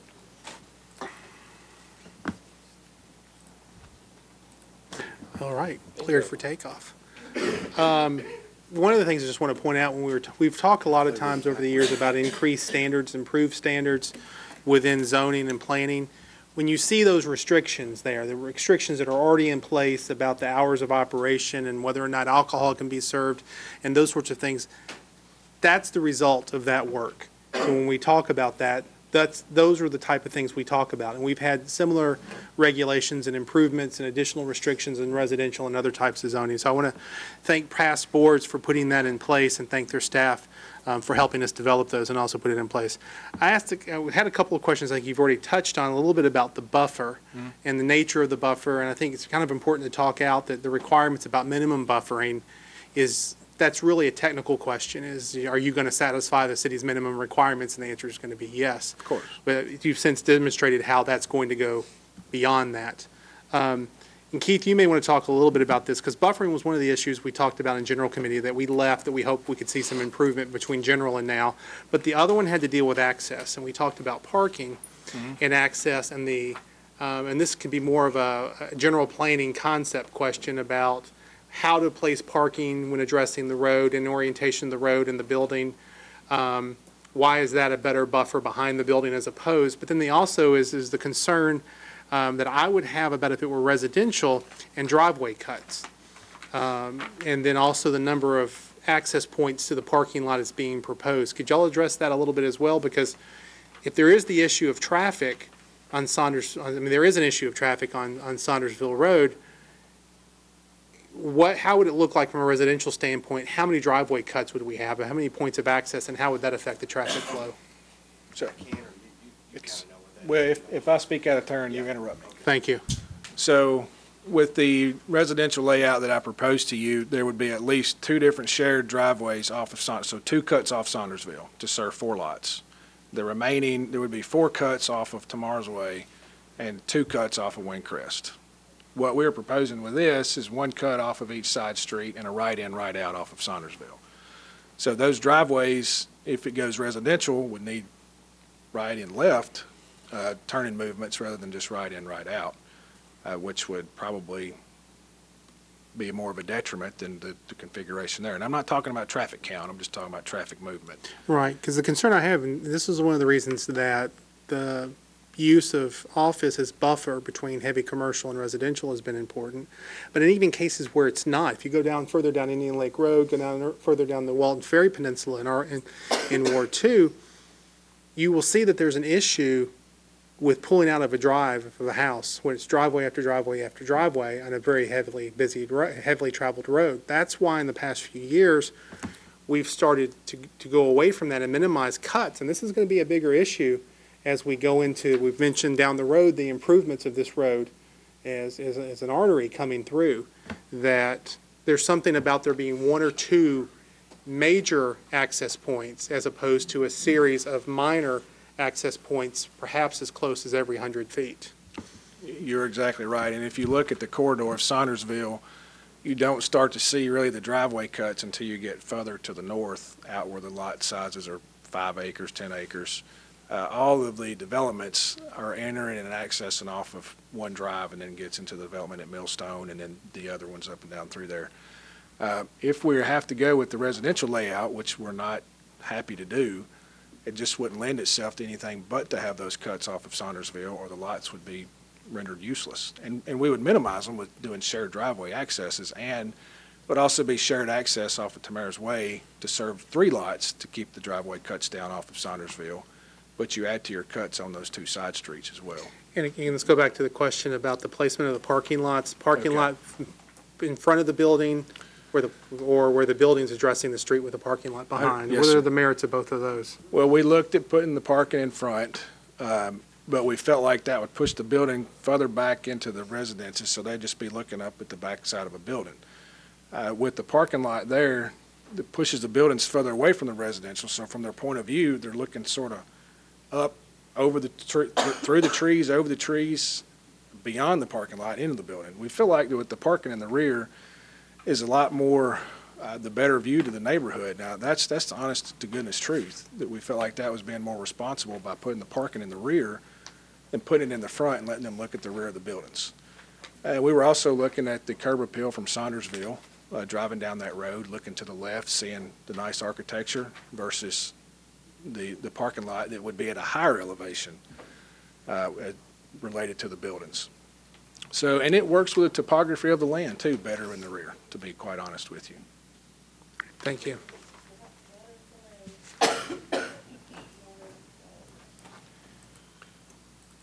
Mr. Stemper? Thank you, Mayor. This might be for Mr. Free. Traffic and drainage, those are 2 concerns I have.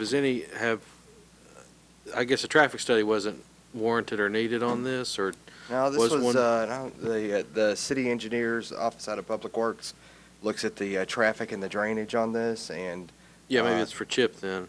Yeah. I guess, because one of the speakers tonight was really concerned about, nobody wants it. Well, I want it answered by somebody that knows. Somebody was really concerned about, the streams and things like that, and that's a vital interest to this board. And it looks like there's a lot of detention pond areas incorporated with this plan, but we've also had those in other developments that have gotten out of their banks during development. So were those things looked at or discussed at planning? Yeah, I think, and you might can address it with how you addressed it with the city engineer, but the city engineer's office looked at it, and I think actually, and tell me if I'm wrong about this, but I think the detention areas that were defined is actually when the site plan is created, that might even be more than is needed. It may actually even scale back a little bit from what you see on the, I'm sorry. Okay, he'll be able to speak to part of that. Yeah, I'm looking at. So I think that's part of it. You're looking at the transitional screening plan. I was looking at sheet C 3.0 that had the shows those detention ponds. Yeah. They show up there as well. Yeah. So that's and the size of those in this on a preliminary development plan. It's just kind of showing those, but addressing those. But all of the very detail of that would be done at the site plan phase with this. Now, one thing that they did at the Planning Commission, there was an issue, was a concern about the phasing. And so it sounds like maybe they have somebody for one of the corners. But one of the concerns was, well, what if you get this approved and you build the corner and then you do the buffering back on that parcel, but then the rest of it doesn't develop.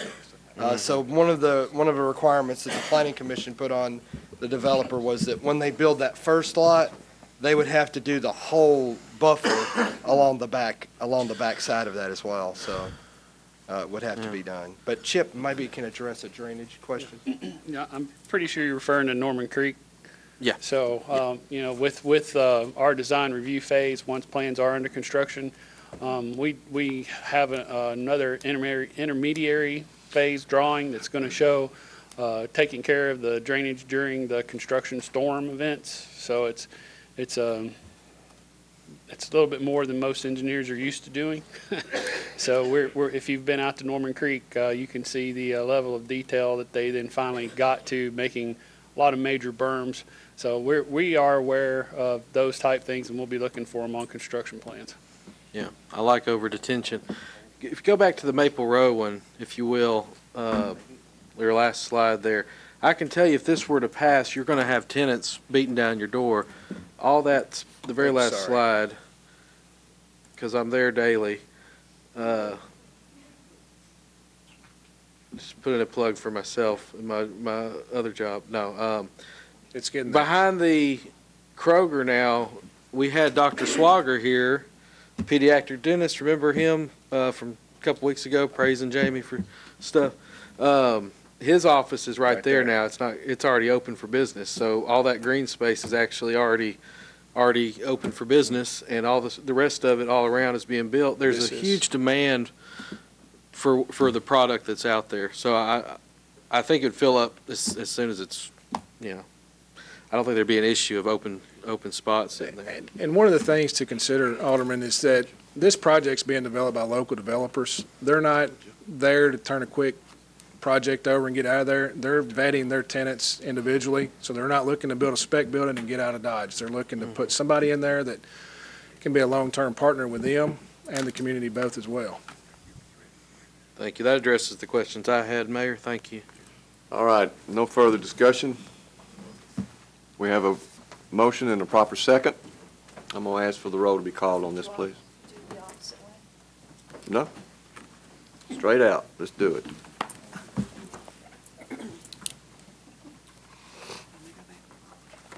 No, just call it. It's fine with me. Brown? Yes. Campbell? Yes. Cunningham? Yes. Frisbee? Yes. Frost? Nope. Gilly? No. Petrelli? No. Skidmore?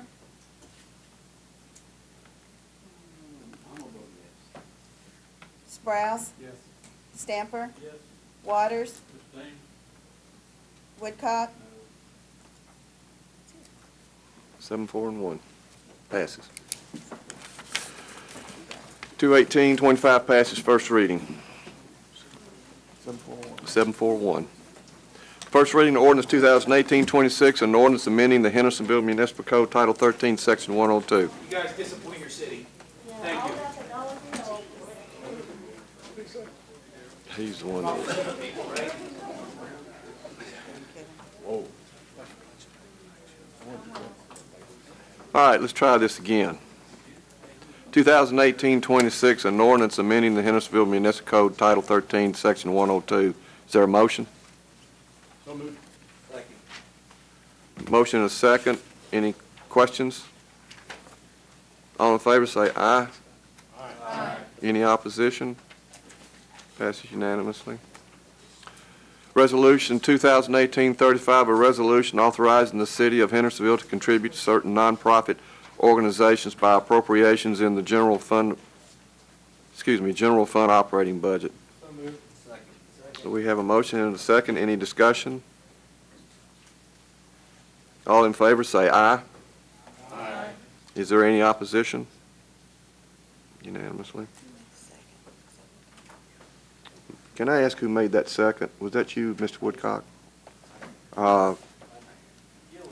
Gilly. Reading of Resolution 2018-37, a resolution concerning the time of sale of alcoholic beverages in the city of Hendersonville, Tennessee. Is there a motion? So moved. Have a motion and an appropriate second. Any discussion? All in favor say aye. Aye. I'm sorry. Back up. I missed Mr. Stamper. Yes, I just wanted to comment on it, or ask a question, or I'll wait.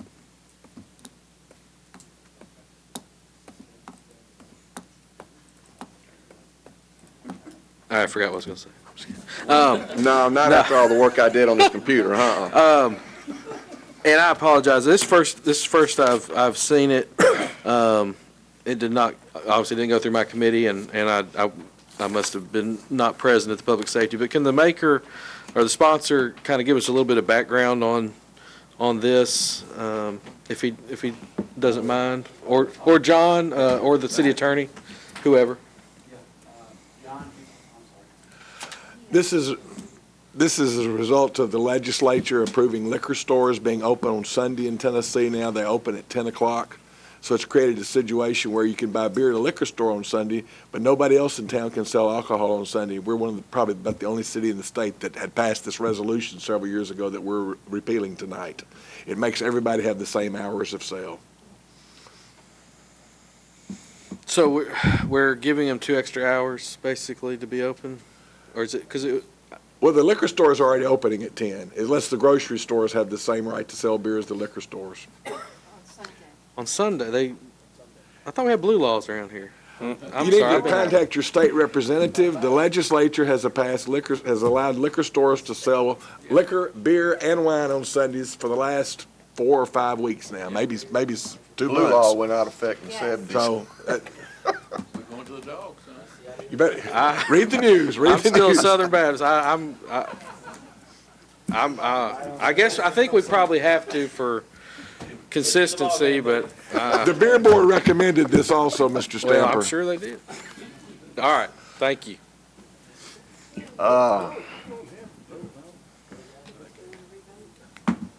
We hadn't voted yet. Ms. Cunningham, let me get him off. I hate this thing.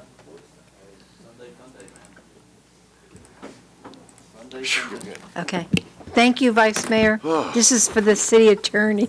Okay. I'm going to start So, raising hands. just to clarify, the city can, if you're within the city limits, liquor store or grocery store, at 10 o'clock on Sunday, 10 a.m. on Sunday, you could start selling liquor, beer, wine. Well, grocery stores are only selling beer, most of them. Some of them are selling wine. They still cannot sell wine on Sunday until January 1st. That's Okay. something else that the legislature did in its legislation. But what has happened over the years, Hendersonville has been the only city in the area whose restaurants, this includes restaurants too, could not have, for example, brunch, where a champagne brunch could start at 10 o'clock on Sunday. You could do it in Goodlettsville, you could do it in Gallatin, but you couldn't do it in Hendersonville. The chamber has been wanting this for many, many years, but now that the legislature has changed the liquor store laws, it seems to make this more consistent to allow everyone to start at the same time. I think that's a great idea.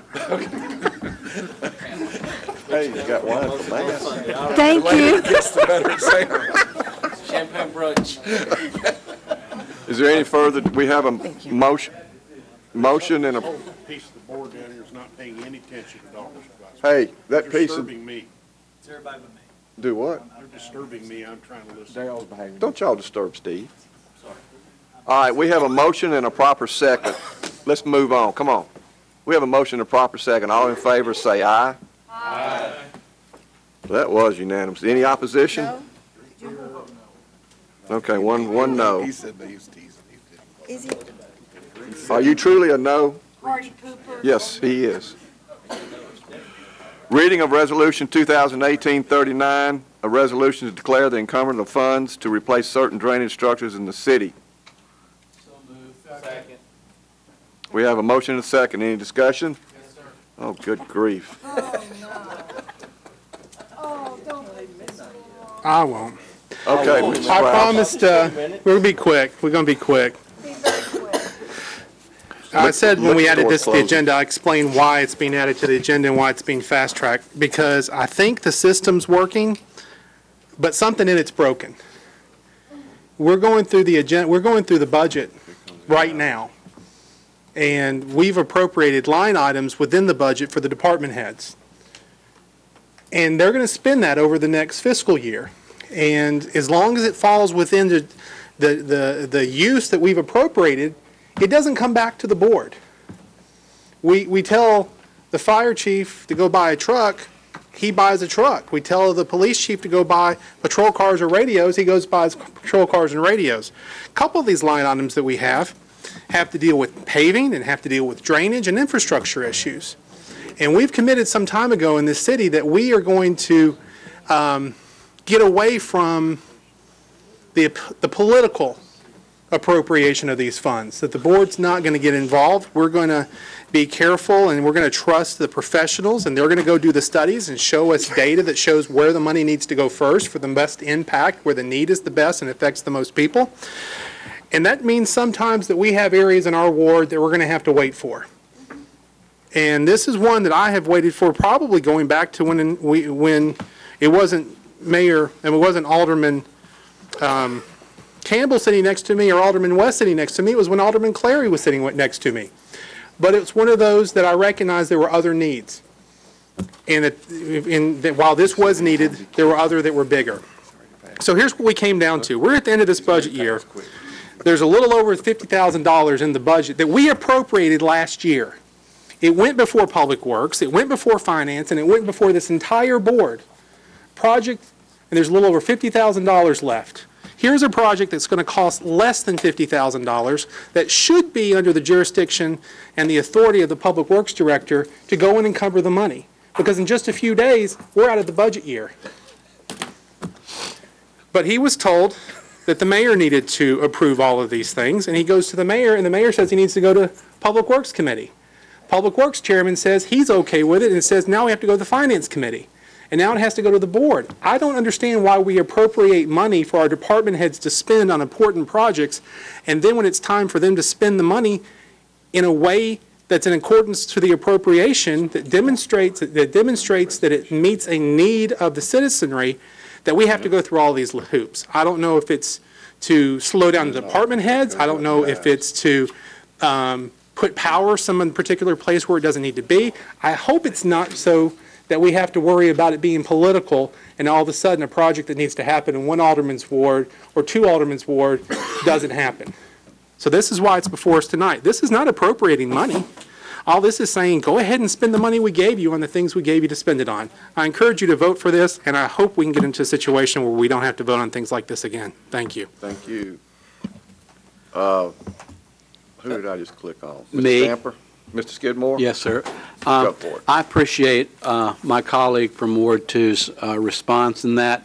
I tell you what, if this passes, which I hope that it does pass unanimously, I think what I'm going to do, because I don't want to start chasing these kind of resolutions and ordinances down a rabbit hole. It's bad business here at the city to do things like this because it just will back up things, projects that we've got and that we normally do. I told the Finance Committee tonight that I don't know that since 1986, I don't know of a time this ever happened, something like this resolution, but out of precaution, what I'm going to do with this passes tonight, I'm going to go and speak to the mayor, and he might have misunderstood what was going on here. It might have been that he looked at the finances or something like that. I don't know. But hopefully we can resolve that issue in the mayor's office, and we won't ever have to have this problem again. Thank you, board and mayor. Thank you, sir. Mr. Stamper? All right. We have a motion and a proper second. No further conversation. All in favor say aye. Aye. Any opposition? No. 2018-28, the Stormwater Act.